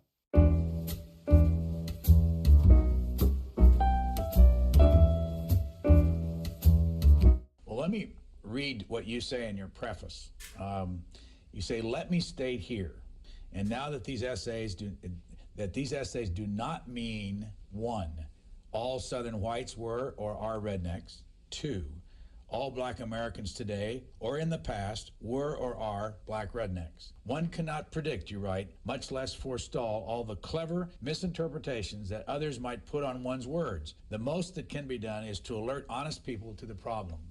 Black rednecks, who are they?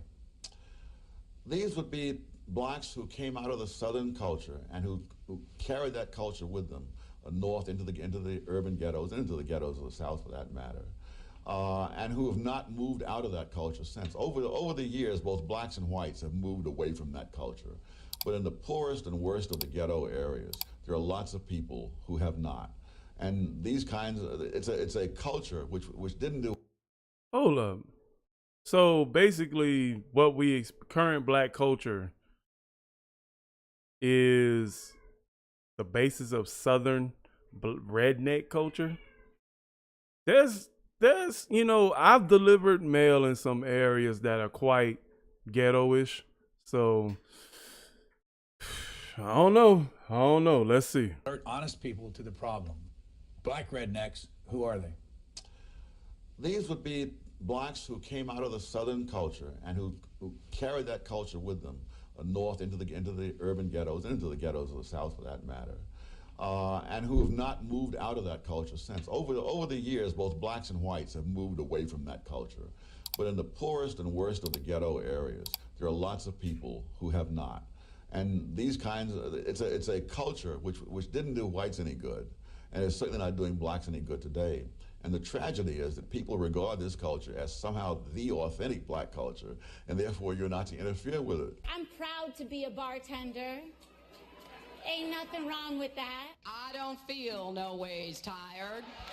I come too far from where I started from. Black English is considered not quite proper English. On the other hand, if blacks happen to have all the power and own all the corporations and whites were working for them, it would be the other way around. There was a period, I'm trying to remember now, I believe it was in the mid-70s when substandard English began to become viewed as a discipline of its own within linguistic studies and so forth.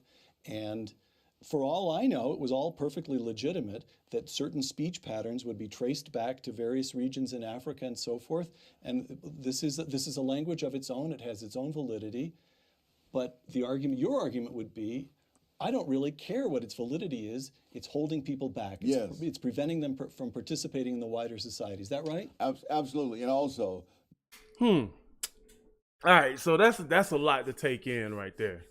So basically, current black culture on the soft end is like a byproduct of like Southern redneck culture. Now I get that part where they were mentioning about.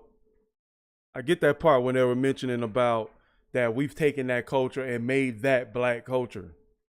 But then he talks about going into proper English and Ebonics and stuff, but couldn't you say that's a product of miseducation? In a way? That's not, black folks, we got our own way of like, not changing the definition of words, but like shortening the pronunciation, basically. Like we'll take two words and make it one word. We'll take two words and make it one, just by the way we pronounce it. But I just want to see where he goes. Let him speak. Your argument would be, I don't really care what its validity is. It's holding people back. It's preventing them from participating in the wider society. Is that right? Absolutely. And also, none of these things went back to Africa. Oh, is that so? No, you can. Yes, they did not go back to Africa. If you look at the peach, for example, using the word axe for ask and stuff like that, all of that goes back to the South, and it goes back to the parts of Britain from which white Southerners came. So if you trace calling hog entrails chitlins, that was in a certain section of Britain, the section from which whites moved into the South. And they were known as rednecks and crackers in Britain in centuries past, before they ever set foot in the South. So the whole thing is as phony as the $3 bill. In Intellectuals and Race, you cite an... I've seen the $3 bill. I've seen a $3 bill before. So the whole thing is as phony as the $3 bill. In Intellectuals and Race, you cite an observation by the intelligence expert, IQ scientist James Flynn, that just stopped me cold. After the Second World War, you've got large numbers of American troops remaining in Germany. For that matter, there's still several tens of thousands there today. And both black and white American soldiers had children with German women. And Flynn discovered that those children growing up in Germany showed no IQ differences at all. The black kids and the white kids, the same. Professor Flynn concluded that the reason was that the offspring of black soldiers in Germany grew up in a nation with no black subculture, close quote. Which means what? Which means they experienced exactly the same expectations. Is this the... No, the expectations are external. The culture in which they grew up was not the culture in which black kids grew up in America today. So they had... There's no gangster rap that was pervasively available in Germany. So here's what I'm getting. There is something about black subculture in America today that holds African Americans themselves back? Yes, because that very same subculture held whites in the South back as well. That in the time, this mental testing in the First World War turned up, among other things, the fact that whites from various 4 or 5 southern states scored lower on the mental test than blacks from 4 or 5 northern states. But here's my problem, like, so you can't blame that on black subculture. Yeah, I know you asked 1,000 times, Peter.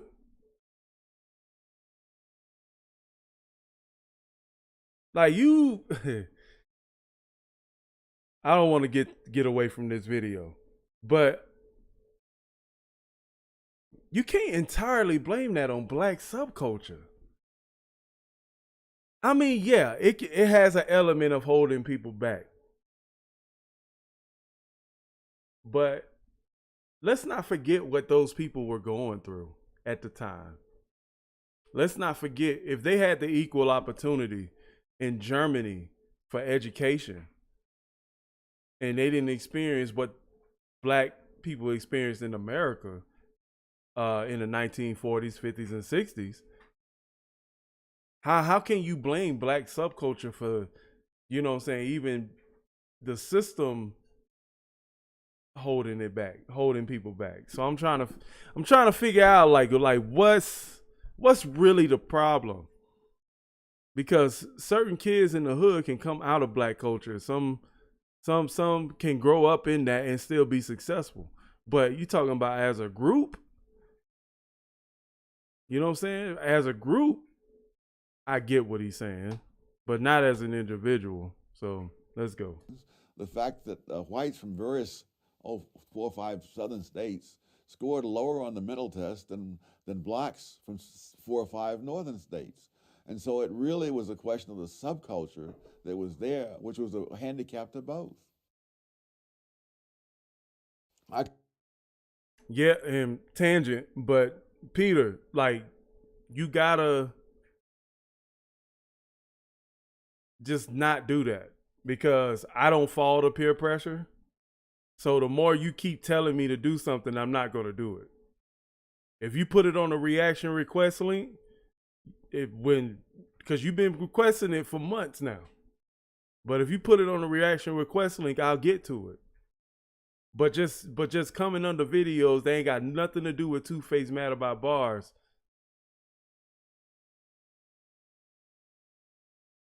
You know what I'm saying? Ain't gonna get it done. Like, he said,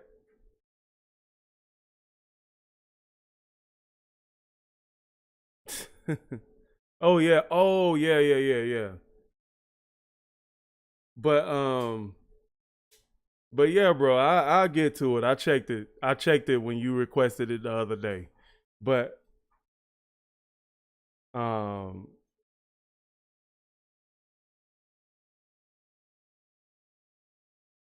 yeah, it's peer pressure. It's a lot. It's not just, it's peer pressure from the culture too, but you know what I'm saying? But you got people, you not telling us how these people are living, like how they treating each other. You know what I'm saying?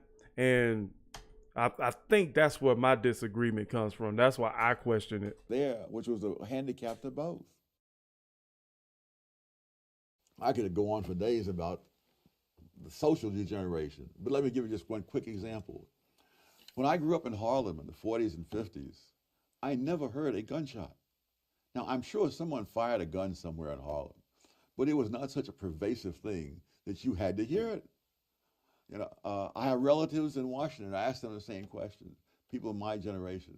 Growing up in Washington, D.C. Yes, and low-income black neighborhoods. Did you ever hear a gunshot when you were growing up? And the answer was no. I have relatives in North Carolina. I asked the same question. No. And now, you know, people in housing projects especially, they put kids, some of them, to bed in bathtubs so that they won't be hit by stray bullets in the night. Now we take it for granted that there's crimes, tremendous levels of crime and violence in the black community. That was not always the case. In the 20s, it was very common for white celebrities, including George Gershwin and William Faulkner, to go up to Harlem not only for entertainment places, but to go into private homes of people they knew. And Gershwin played Rhapsody in Blue in this home where Walter White lived. Milton Friedman, when he was a graduate student at Columbia, he and the lady he later married would go dancing at the Savoy Ballroom in Harlem. And he said, we had no fear of being mugged or accosted on the street or anything like that. I've heard you say, Tom, when you were a boy growing up in Harlem yourself, your own neighborhood felt totally safe to you. Not totally safe. I wouldn't exaggerate, but there's nothing resembling today. I mean, I did sleep on hot nights. I would sleep out on the fire escape. When I tell people in Harlem that today, they think I'm from another galaxy, you know. But that people slept on the fire escapes in New York and in the public parks in the 30s, all over the city, because it was not a jungle. And you could run through a great number of other things. Children raised without two parents present. That was about 22% in 1960. Mm-hmm. One generation later, it was 67%, and it's gone up a little since then as well. And now the rate among whites is higher than it was among blacks in 1960. Right. But then again, my question is, what happened between that time period to where it went from 22% to 67%? That's what you're not contrasting, you know, for me. Like, you have to contrast what the heck happened in that time period with families. That's not a byproduct of black culture. That's my biggest question. You got to read between the lines, bro. Like you not finna just tell me it went like this because of this without telling me what happened in the meantime in between that. So we talking about the 60s. What happened in the 60s? What happened in the 60s, Mr. Sowell? Tell us the events that happened in the 60s. And then you might have a point there. But just saying the black subculture did that, I don't know. Let me let the man speak. I take responsibility. I take responsibility. I take responsibility. Black people are being slaughtered in the streets, killed in their own homes. These are our brothers and sisters. Our friends, our family. We are done watching them die. How do you define a white liberal? Those kinds of people who have the kinds of attitudes that are called liberal in the United States, although the word is misused, those people have created an atmosphere in which these counterproductive cultures are to be celebrated, perpetuated, and the consequences overlooked. It reminds me of a scene in the Blue Max where this general is encouraging this daredevil pilot to do all kinds of wild stunts, you see, knowing that the guy's going to kill himself if he keeps doing this, and therefore the general will be rid of a political problem. Now, I don't think that the white liberals are doing this deliberately, but I think the net results are the same. They are cheering blacks on and doing things that are absolutely self-destructive. I don't agree with One that, of the but things I let's go. discovered in the research for my book I'm currently working on is that leaders of groups that are lagging in countries around the world almost invariably have counterproductive policies for them. And it makes perfect sense because insofar as members of lagging groups assimilate into the values and achievements of the larger society, they don't need those leaders. I mean, there's no mystery to me as to why Jesse Jackson says what he does, or Al Sharpton and others, because that benefits them. but it does not benefit the people they lead. And all the incentives are for leaders to lead people into things that don't help the people, but help the leaders. What you create an. That's one thing I always discovered, like when it came to Jesse Jackson and Al Sharpton and stuff like that. You know, they self-proclaim black leaders, but they have no infrastructure in black culture. Like, they just talk. They just they don't do nothing. You know what I'm saying? Like, so when we look to you to help us with our problems and you ain't doing nothing but pandering or just talking. You know what I'm saying? You just sound smart, but you can't get nothing done. You're a dud in power. Like, that's what I define them as. There would be an exception for Dr. King, though, wouldn't there? Yes, but he was different because he was earliest, or what? Why? What's different about him? Well, it's like insurgent movements in general.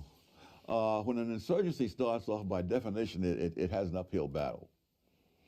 Now, and you can look at the history of Christianity, for heaven's sake. If you're going to be a Christian in the Roman Empire, you know, before in the first century, you had a lot of grief to go through. Now, but after Christianity becomes the official religion of the Roman Empire, this is a bonanza, and there's a lot to be done. And so now you will follow policies that are the opposite of what you advocated. You will see that with all kinds of other insurgent movements. Somewhere, watching this interview, there's a young Thomas Sowell. There's an African American who's smart and wants to do something with his life. It seems to me we've already got one piece of advice you'd offer to him is stay away from the racist industry. Stay away from the race hustlers. What advice would you give a young Thomas Sowell? How do you make something of yourself as an African American in America today? The way anybody else would. You equip yourself with skills that people are willing to pay for. Yeah. I mean, that's the same thing Kevin Samuels did, actually. He said you equip yourself with things that people will pay for. You create the value. You make yourself invaluable. You know what I'm saying? That's the only way you can kind of sparingly dissipate with the racism narrative. But the problem is that, you know, in the black community today, there's nothing of value there. So there's nothing for people to value but life or black lives or whatever it is. You know, and I get what he's saying. I get what he's saying. To give him a fair shake. I get what he's saying. I disagree with a few of his points. My thing is that you just can't make a statement without details. And he didn't really detail like what happened between that 22 to 67%. So, you know, maybe he has a documentary on what that might be. But post your comments down below, man. Let me know what you guys think, man. If you guys want to see more Thomas on the channel, let me know in the comment box below. All right? Peace. Now, this the one.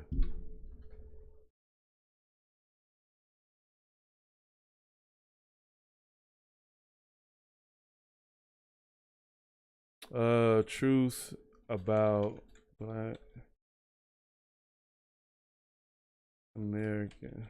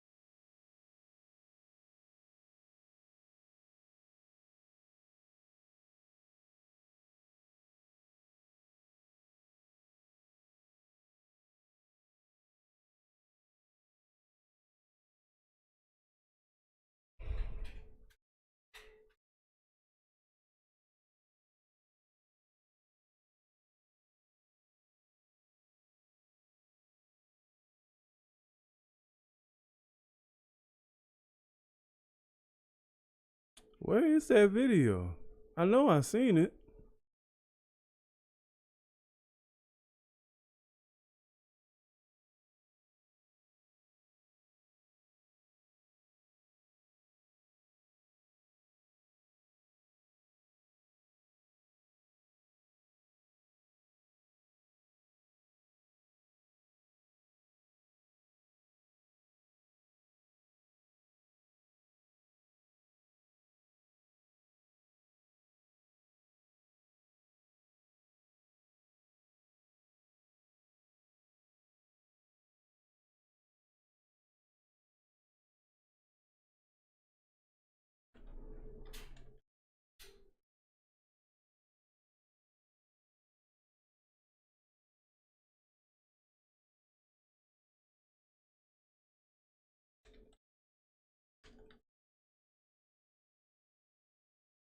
I ain't looking for the reaction. I'm looking for the video.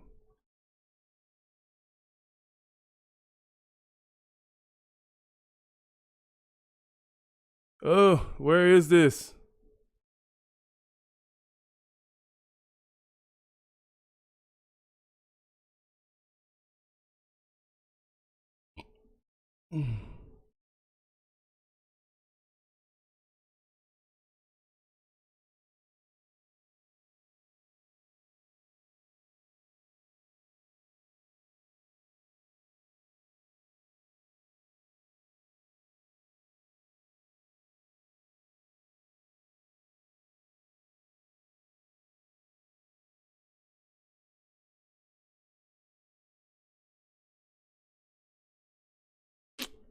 Mm.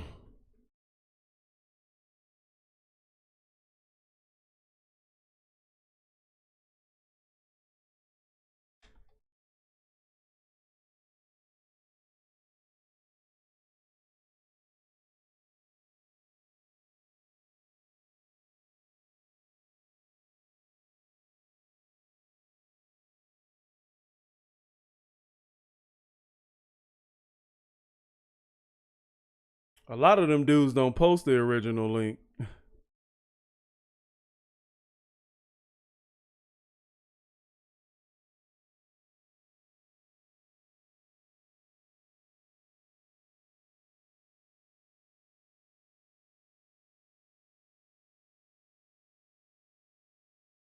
I think Callaway had it.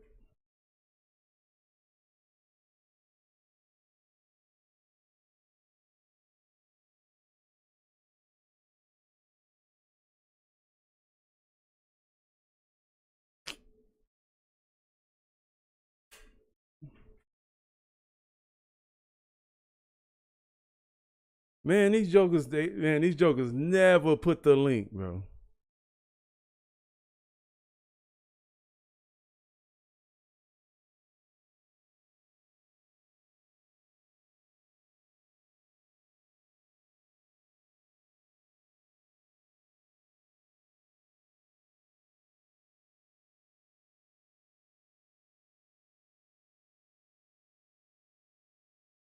Like even the big channels, like the big channels don't even put descriptions, bro. Like they just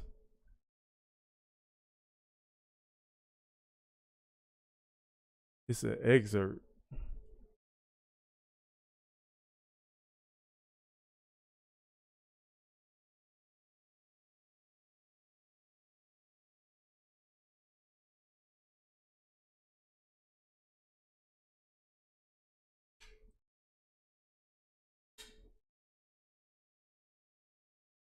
Like that's one thing about black reactors and content creators, bro. They are not adept to, you know, putting a link to the video in the description.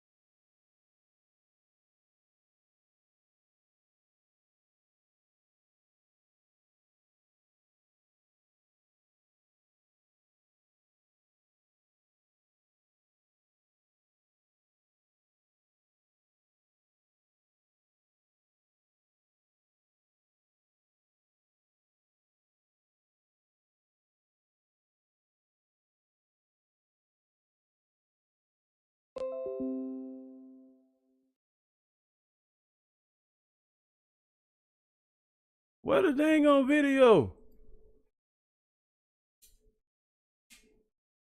The truth about Black Americans being stolen from Africa. And I can't find it.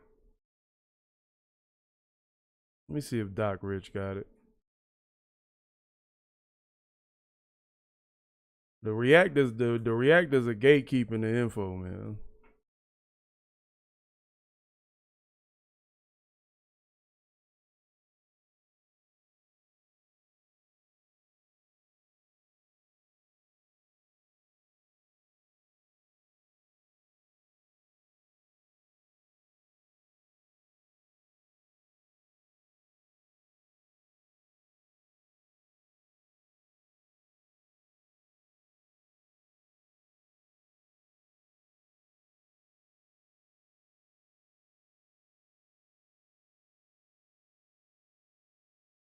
Let me see if it's on.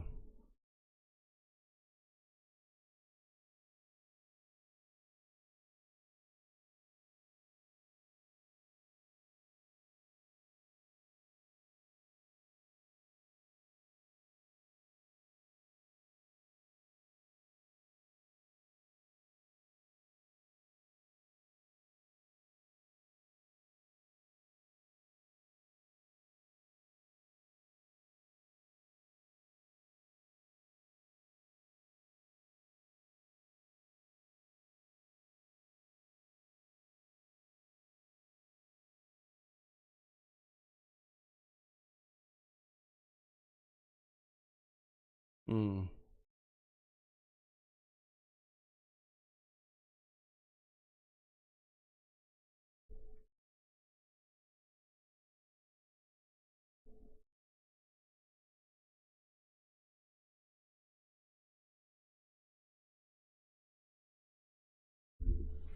Mm.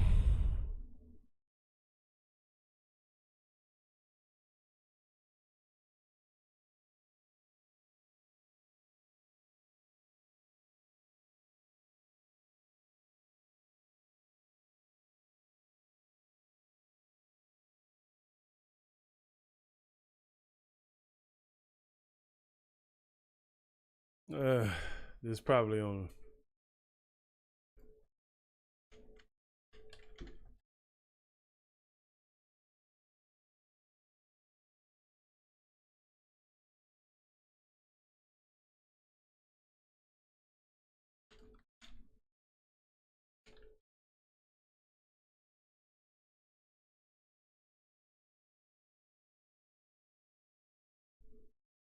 Let me see.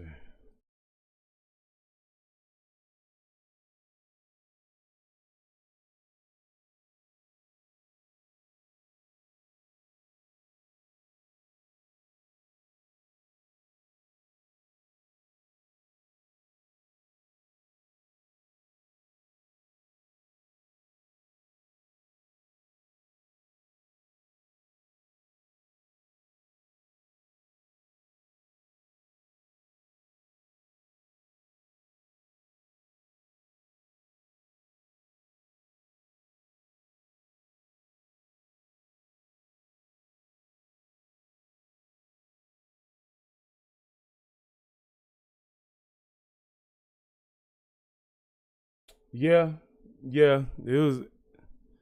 I'm trying to find this video, and why can't I find this video? Well, how did everybody else find it but me? Did they take it down?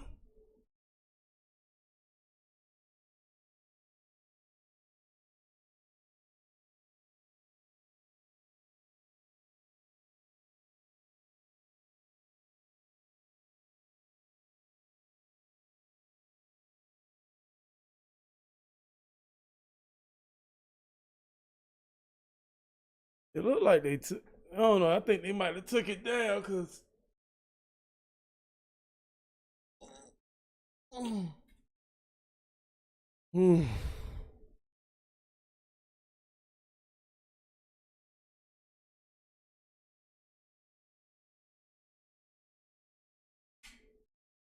What's up, reaction gang? Welcome back to the channel. Yo, today we back with some more Thomas Sowell. This right here is the truth about black Americans being stolen from Africa.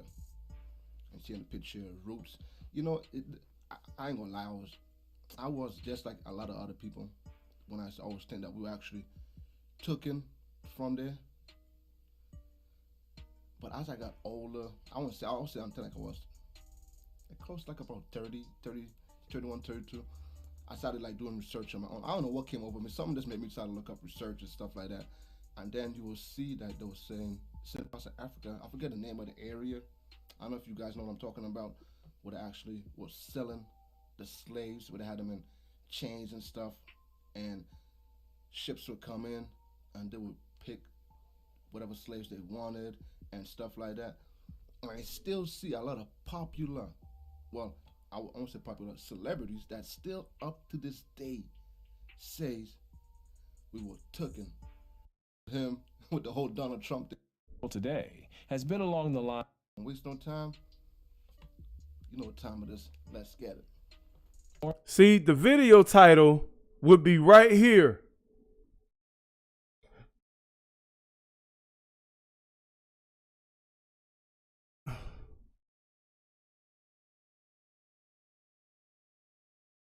Man, these jokers be keyword packing and everything, man. And I thought YouTube didn't reward that. I guess they do.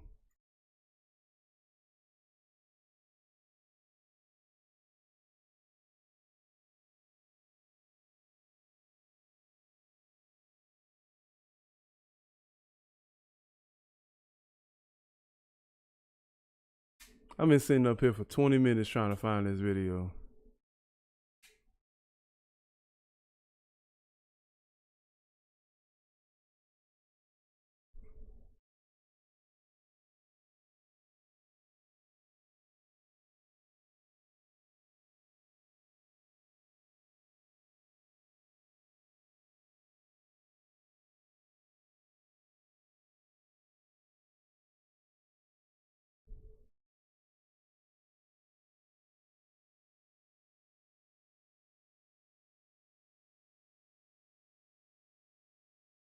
Dude, where is this freaking video? They must have took it down. I guess I'm too late.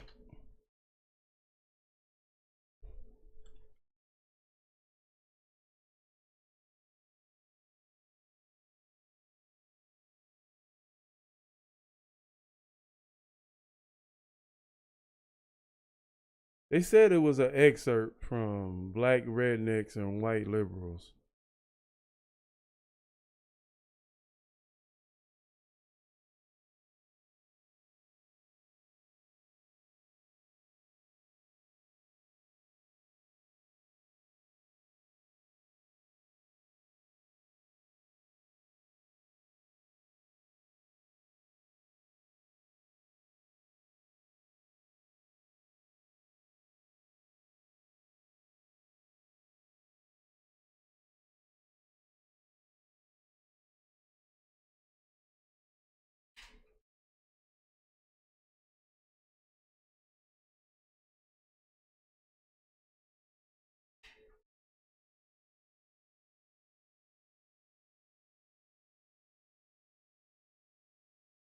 Oh, really?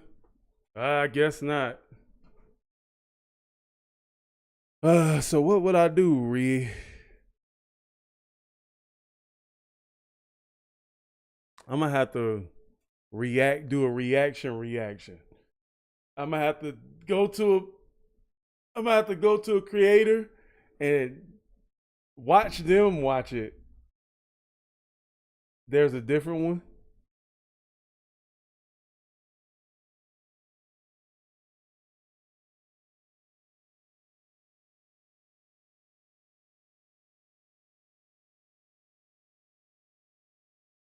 Because I know they said it was an excerpt from this. So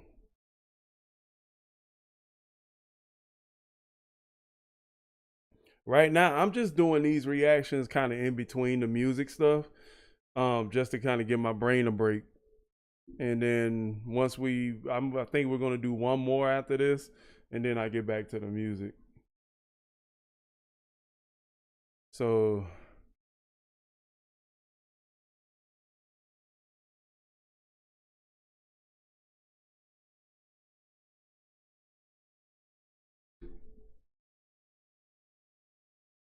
I'm gonna have to go to Johnny Calloway. Ugh.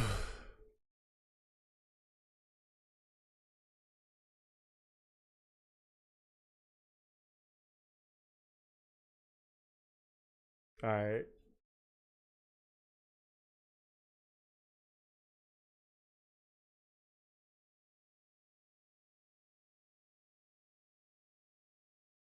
Apparently. All right. Okay.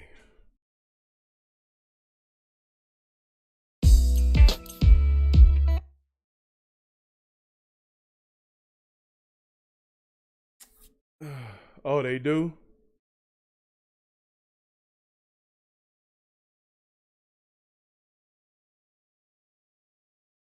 All right. So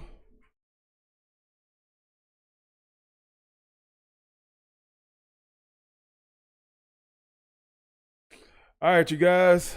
All right, you guys. We're finna do something that's I couldn't find a video, so now we're gonna do a reaction to a reaction of Thomas Sowell, the truth about Black Americans being stolen from Africa. This is the one I've been kind of real curious about because I've been studying a lot about that, and a lot of what I believe is based off that. So I'm not I'm a huge history buff, but I'm also a huge puzzle buff too. So it's like, so what's happening here? You know what I'm saying? Are you debunking it, or are you telling a piece of it? So let's see.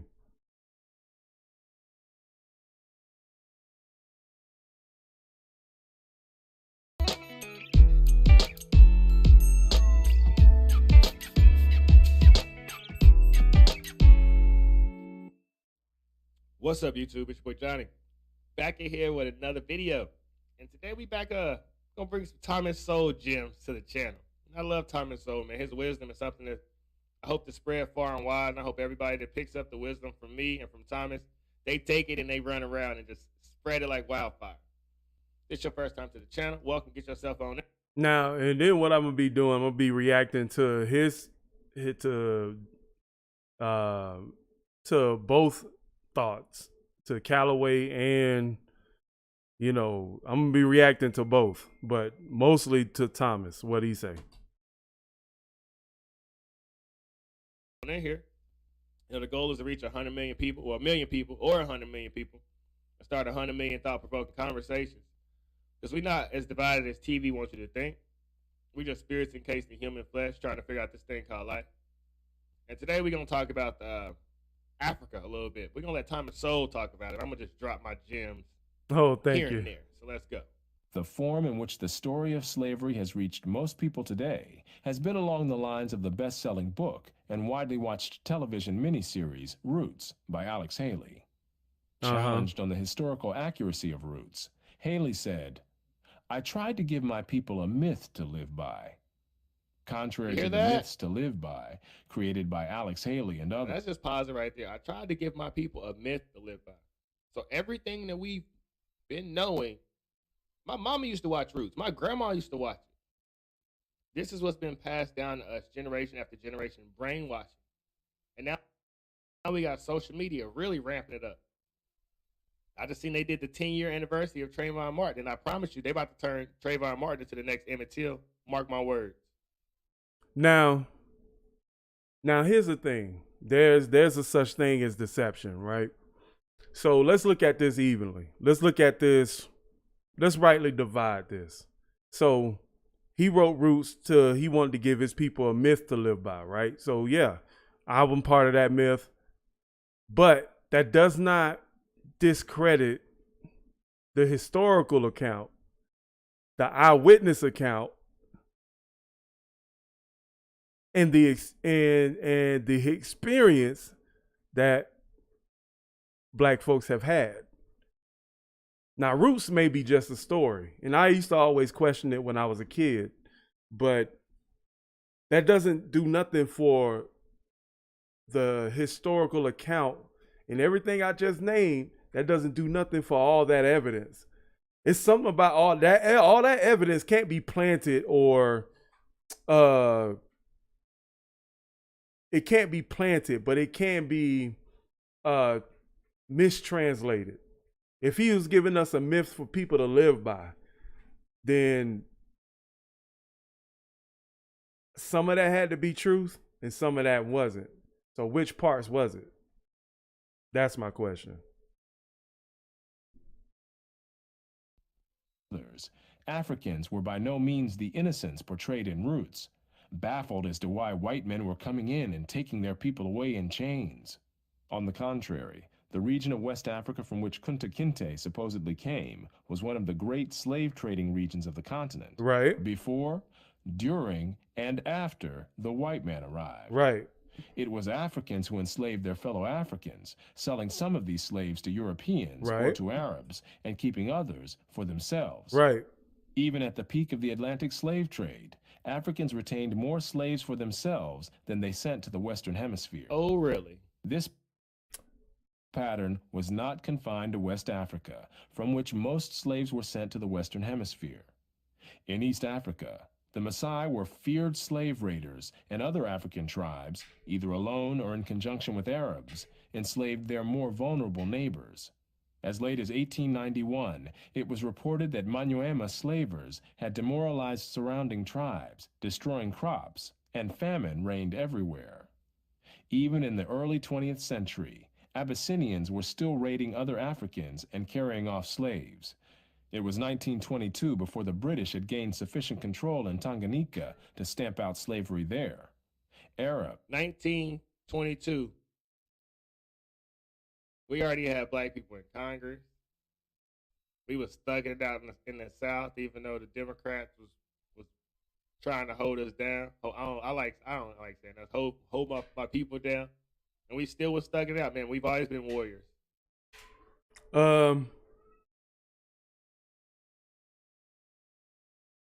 So here's what I want to say. All of that, let's say all of that is true, right? So let's begin to unpack that, right? 1922, right? Okay. 1922 ain't got nothing to do with America, right? Cool. We already had people being successful here. Cool. I'm gonna accept that. I'm gonna accept that information. So okay. So here's the disparity that people really don't understand. All Africans are not the same. They're not the same people. They don't share the same blood. So this group of black folks were in a certain area of Africa. We had slave raiders. And plus, we're not even talking about why they were doing that. You know what I'm saying? If they own slaves, cool. Because we already know that captivity, as I like to call it, captivity is an old institution of the earth. Like that, it's been perpetuated throughout a lot of history. So to say that Africans did it and then try to correlate them to being the same people group, they only look the same. But as far as like their culture, it was entirely different. What a lot of people really don't understand, that there's always been animosity between African Americans and Africans. There's always been some kind of split. Lately, I've been learning that itself is being media driven also. But at the same time, during in that space, you know what I'm saying, let me stop myself right there. Let me stop myself. Because my biggest point, I'm going to make that at the end of the video. But we got to begin to ask questions. It's never been black versus white, and we cannot allow the media to manipulate us into a class war. We cannot be manipulated. Racism is just disguised so they don't get you to look up at the elites who are trying to control everything. Look at all the small businesses who shut down during COVID, and look who got richer. The big companies. It's not your neighbor you need to be fighting. It's the corporations and the government. Were the leading slave raiders in East Africa. I agree with Johnny on that instance, but I some of it I disagree. Some of it, a lot of it I do agree with. over an area larger than all of Europe. The total number of slaves exported from East Africa during the 19th century has been estimated to be at least 2 million. Despite the impression created by Roots, during the era of the massive slave trade from West Africa, a white man was more likely to catch malaria in Africa than to catch slaves himself. The average life expectancy of a white man in the interior of sub-Saharan Africa at that time was less than 1 year. By and large, that's true because of the heat and the sun. The sun would relatively kill them. Like, it's crazy. Men from Europe or the Western. And don't we hear all these stories? These white men came to Africa and stole us. They kidnapped our people. It's all lies. It's all lies. It's all manipulation. It's all brain control. Stop being brainwashed. Wake up. Wake up, America. Wake up. Not even just America, but if you believe that your ancestors were just stolen from Africa, you got to do some research. You just got to individually research on your own and let me know what you come to. Because we got facts here, and I hope this gets out. I hope people can wake up from the message and stop saying that we were stolen from Africa. It's not true. It's not true. It was called the slave trade, not the slave steal. Hemisphere came. I don't like that point, but what I'm gonna say is, what I'm gonna say in contrast to that, okay, so it was the slave trade, right?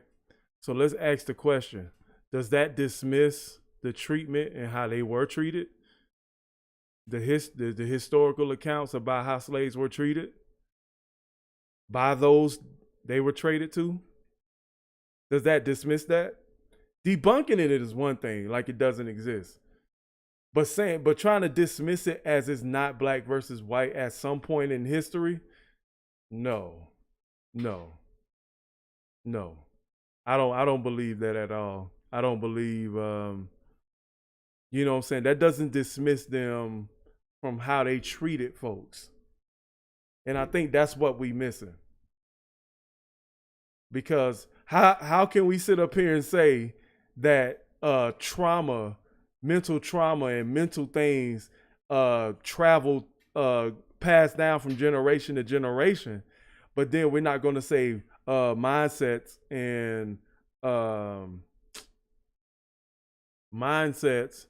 and the way children were taught in those days didn't pass down either. Somebody had to teach somebody, right? So I want y'all to think about that. Like, for sure.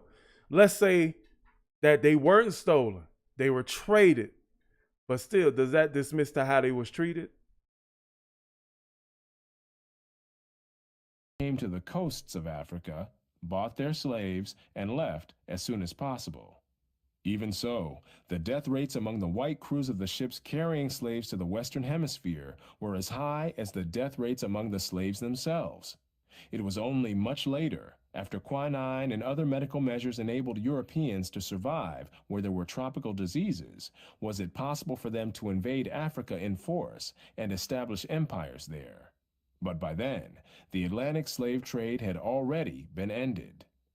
During the era of that trade, Africa was largely ruled by Africans who established the conditions under which slave sales took place. Right. The crew of a slave ship was in no position to defy African rulers and their armies by going out across the land and capturing people willy-nilly. The stronger African peoples captured and enslaved the weaker peoples. The same pattern found over the centuries in Europe, Asia, the Western Hemisphere, and Polynesia. Mm-hmm. In Nyasaland, the Ngoni and Yao swaggered over and terrorized other tribes. In Uganda, the Baganda made life miserable for their neighbors. And the Nyoro and Hima of Anko enslaved Toro women and children. How do we know that? How do we know that they terrorized? How do we know that? With no details. How did they terrorize? What you can say terrorize, but maybe they was defending. Maybe they had intertribal wars. Like, this what we do on social media? We just slap pictures and say terrorize, terrorists. You know what I'm saying? Like, you don't know what was going on. The Tutsi dominated the Hutu in Rwanda, the Maasai lorded it over the Kikuyu and Kamba, and the latter, in turn, held the Indorobo in a kind of serfdom. It was precisely the fact that Europeans, except for the Portuguese, seldom participated in the raids that captured and enslaved Africans that enabled most people in Europe and the Americas to remain oblivious to the traumatic experience that this was, with some Africans committing suicide to avoid capture and wives being whipped as they tried to cling to their husbands or children. Historian David Breon Davis pointed out that Europeans had little What you say? Wagwan. Oh, okay. Contact with the actual process of enslavement, and that as late as 1721, the Royal African Company asked its agents to investigate the modes of enslavement in the interior. Europeans typically saw only the end results, enslaved people being offered for sale on the coast. It was much the same story in the Ottoman Empire, where those who bought slaves had no idea what these slaves had been through before. And I would say Europeans don't have much to do with what's going on in the inner cities right now. We break our families up.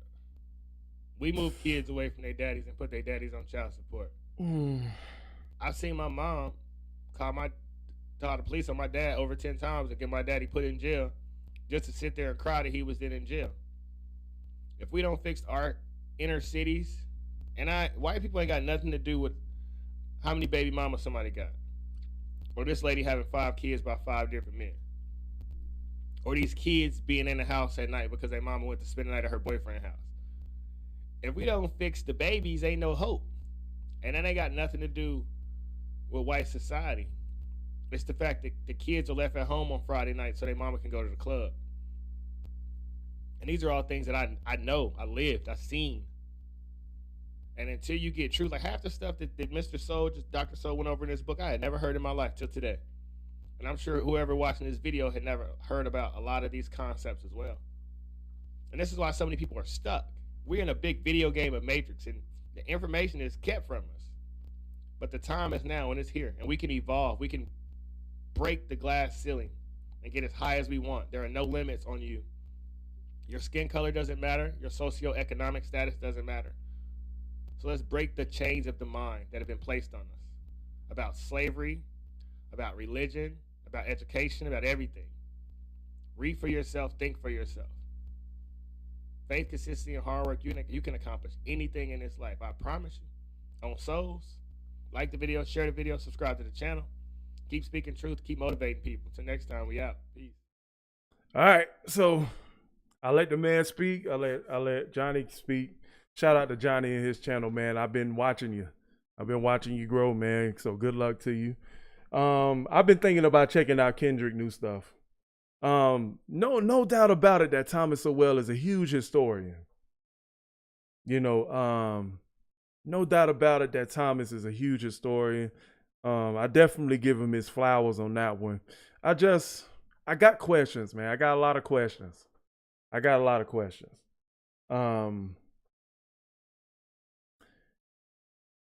Of course, so I'm gonna look at it like this. If white slave owners couldn't, if white men couldn't be in Africa just taking folks, then what imposed those African tribes to enslave a certain people on the Ivory Coast or put them up for slavery or sell them, basically? They had to have incentive to do that, I believe. There had to be other forces. It wasn't just, oh, we don't like these people. Like, no, there was incentive. I feel like there was incentive. There's a lot of details missing. Bro. And I'm not going to let you just say that and get away with it. And I'm not trying to perpetuate and keep like this hatred going, you know. I'm not trying to, but I'm trying to bring light that, you know, I read in between the lines, bro. This is why I'm great at breakdowns. I ask the right questions, like, you know, based on what I seen, based on the colonization I've seen, based on what I've researched, it's a lot of stuff that can counterpoke this. You know, it's a lot of dialogue out there. And I think what we don't want to do is sit up here and believe in just one dialogue, because history is told from a lot of different perspectives.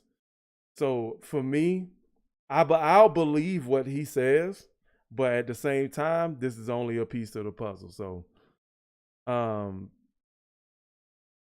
thank you guys for checking it out, man. I'll catch you guys later. Peace.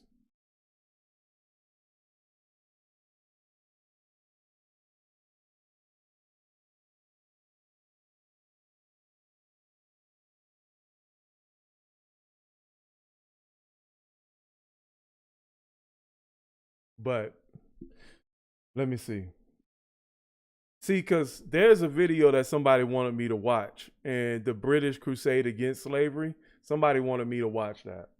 And I will watch that. Do y'all want to watch that now? We can watch that now and then get back to music.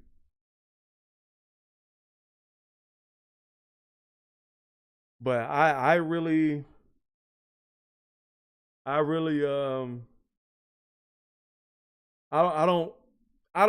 like, thing is, it's one thing to debunk a narrative, right?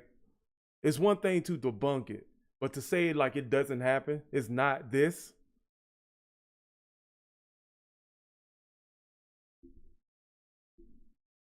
Because it is this.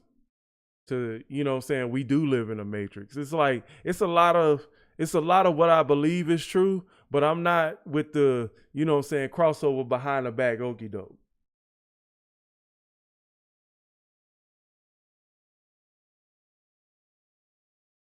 I'm not with, you know what I'm saying? I got better defense than that. You know what I'm saying? If you can hit, if the media can hit y'all with the same crossover, with the same bounce between the legs, Allen Iverson crossover, then you ain't got good defense, man. You ain't got good defense.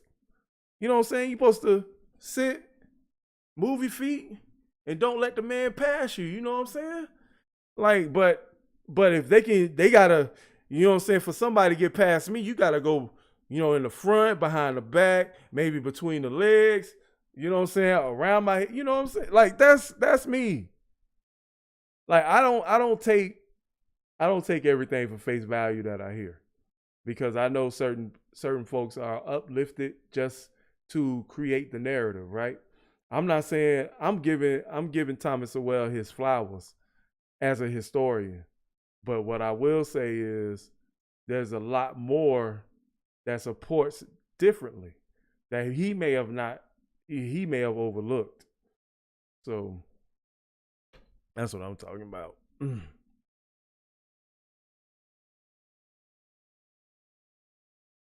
You know what I'm talking about, Andrea? Andrea, the ride or die, man. You know what?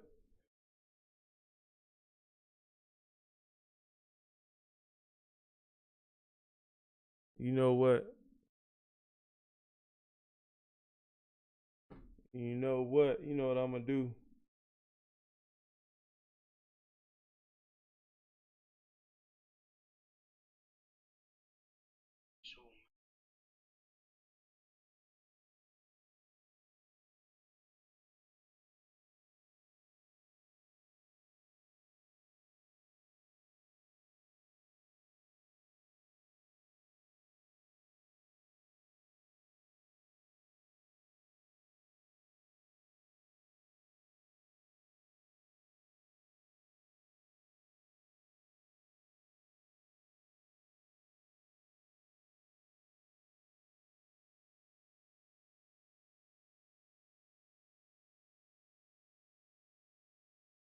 All right. All right, so let me see. The British. All right, so what we got? The British.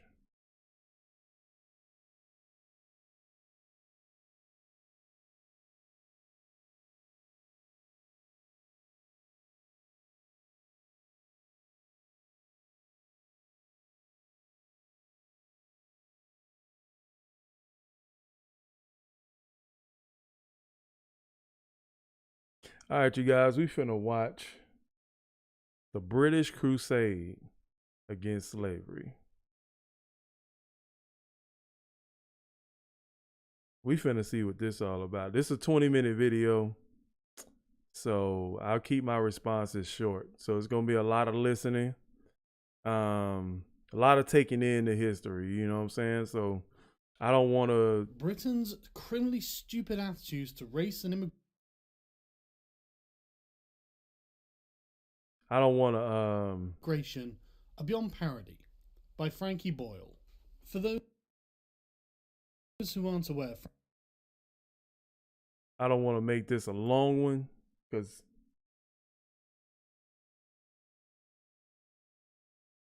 let me see.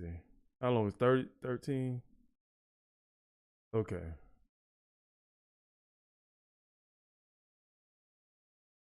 Now you earned it.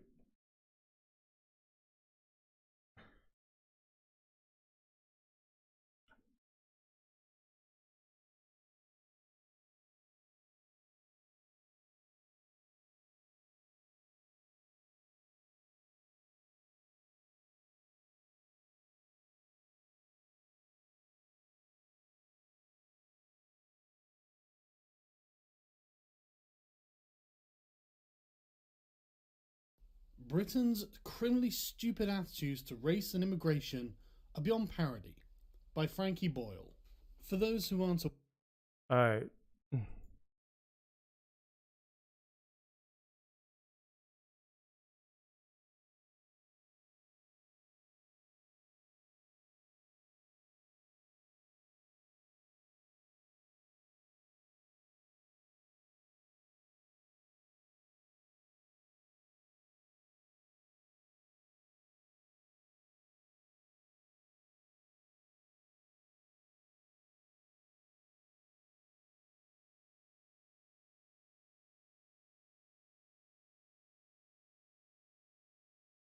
All right, hold on. Let me check my Raid Shadow Legends account.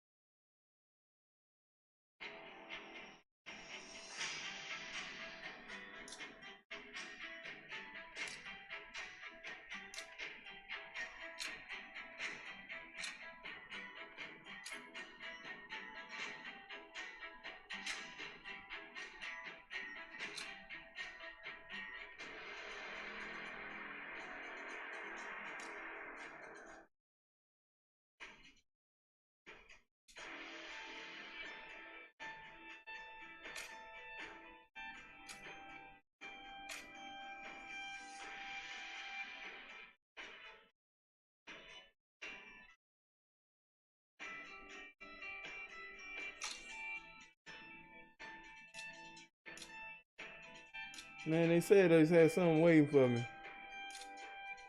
Oh, they lied.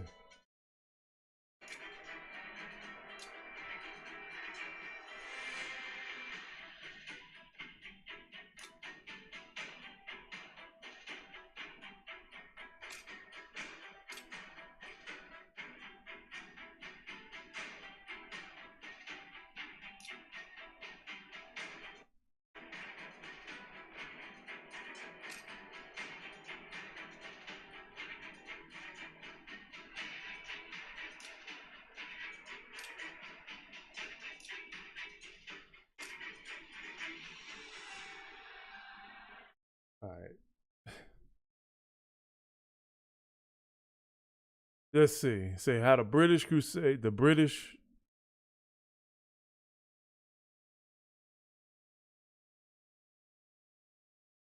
Am I doing the right video? Because y'all said the British Crusade against slavery. Nah, not right now. I ain't taking no requests for music. Let me see.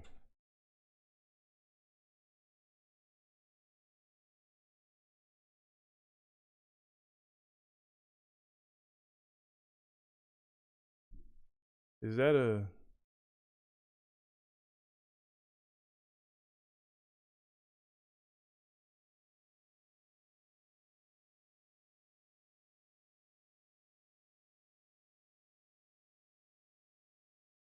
Oh, it's pretty much the same video.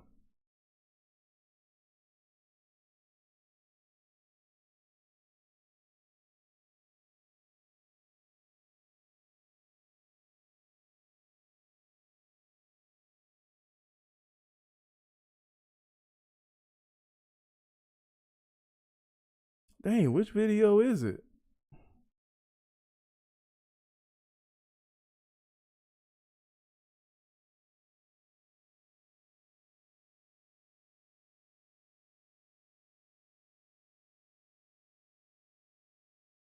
I think I'm doing the right video.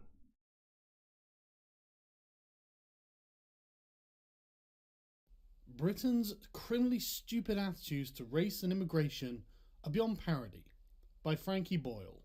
For those who aren't aware, Frankie Boyle is a famous Scottish comedian who is most renowned for being pretty damn offensive. Needless to say, I'm a fan of his.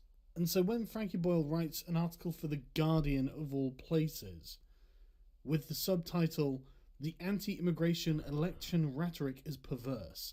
We fear the arrival of people we have drawn here with the wealth we stole from them." Wow. I can see the misinformation coming a mile away. So Frankie begins the article by waffling in an overly verbose manner, reminiscent of Charlie Brooker, another man who I am a fan of, but has been led astray by misinformation.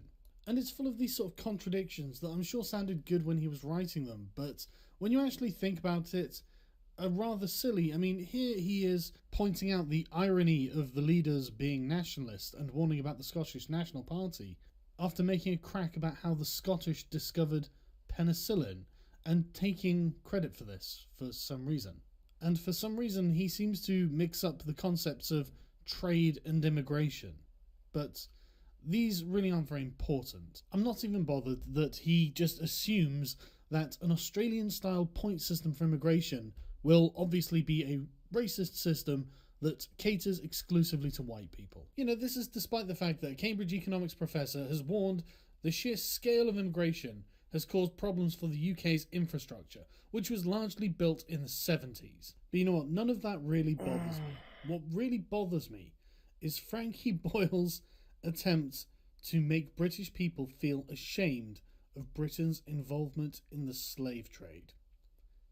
That really gets my goat, because Britain's involvement in the slave trade is one of the most proud accomplishments of British history. And I know what you think. The Thomas Sowell one? Oh, okay. Thank you.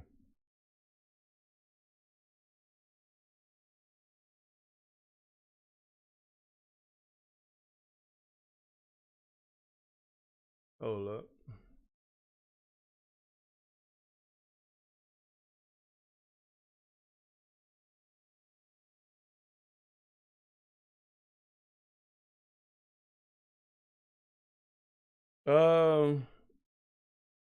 Well, I'm gonna probably get off after this, but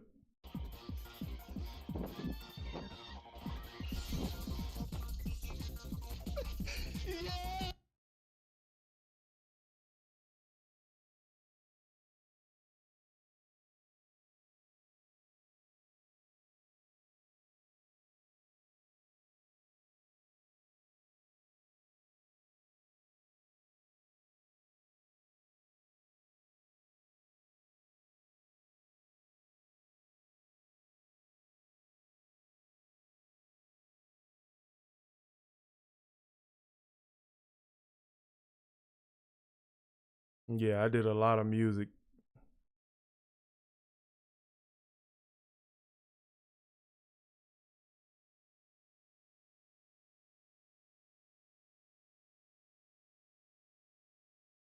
I'll do the song if you I'll do the song if you pay for it. But but you knocking me off of my course of content that I want to do. But if you want to pay for it, and to pay for it, you gotta pay $40.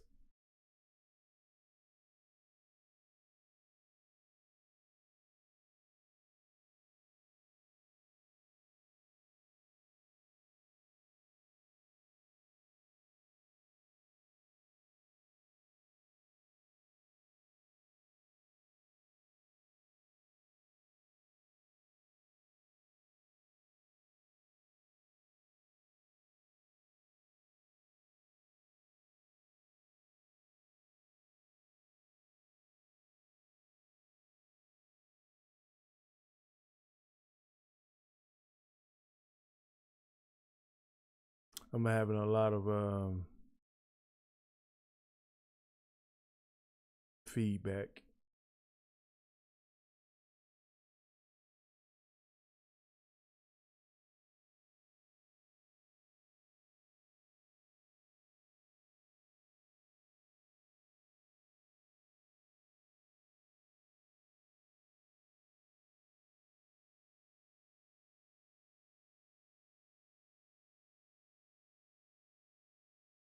All right, let me.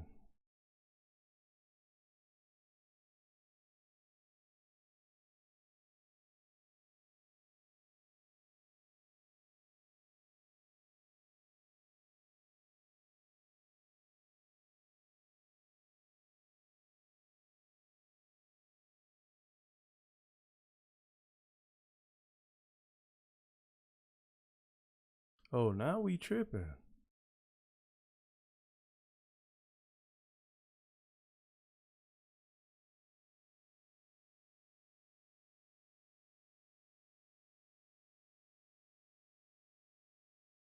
Why, like,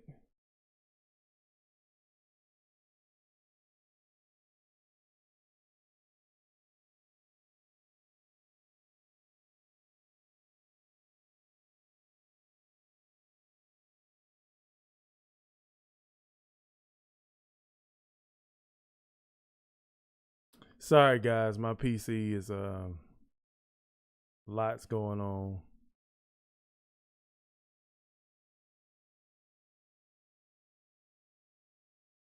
Yeah, that's why I need a new CPU, man. That's why I need a new CPU. Ugh.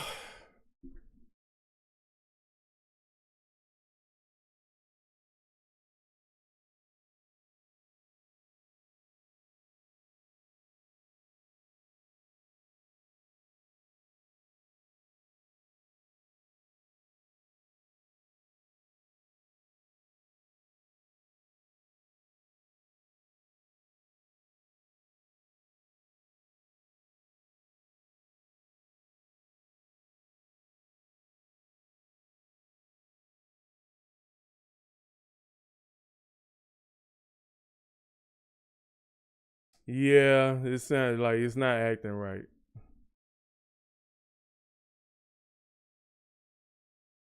Yeah, my CPU is.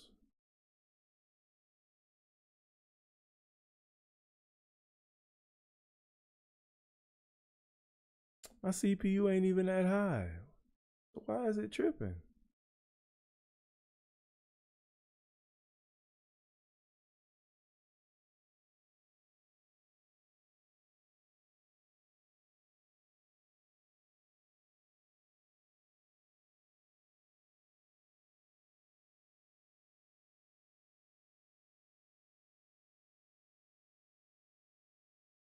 All right, let's try this again.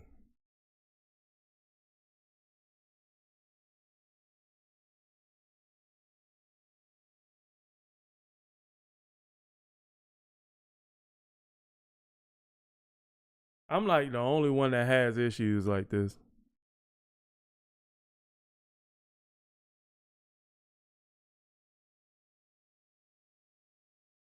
Like, bro, we was perfectly fine. We was playing these videos, and all of a sudden now, if playback doesn't begin shortly, please restart your device.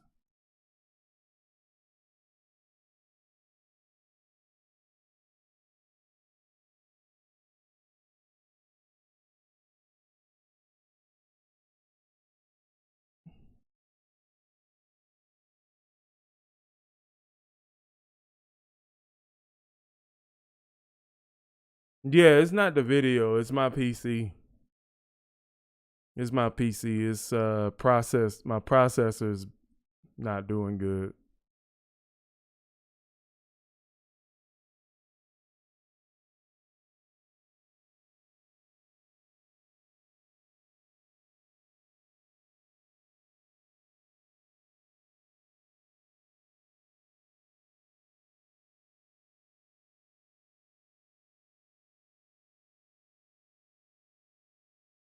Hmm.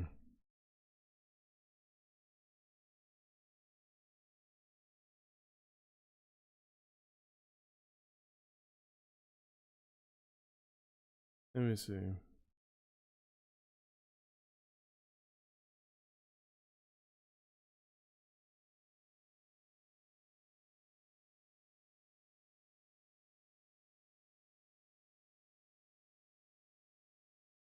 What you're thinking? Oh my goodness, slavery is bad. And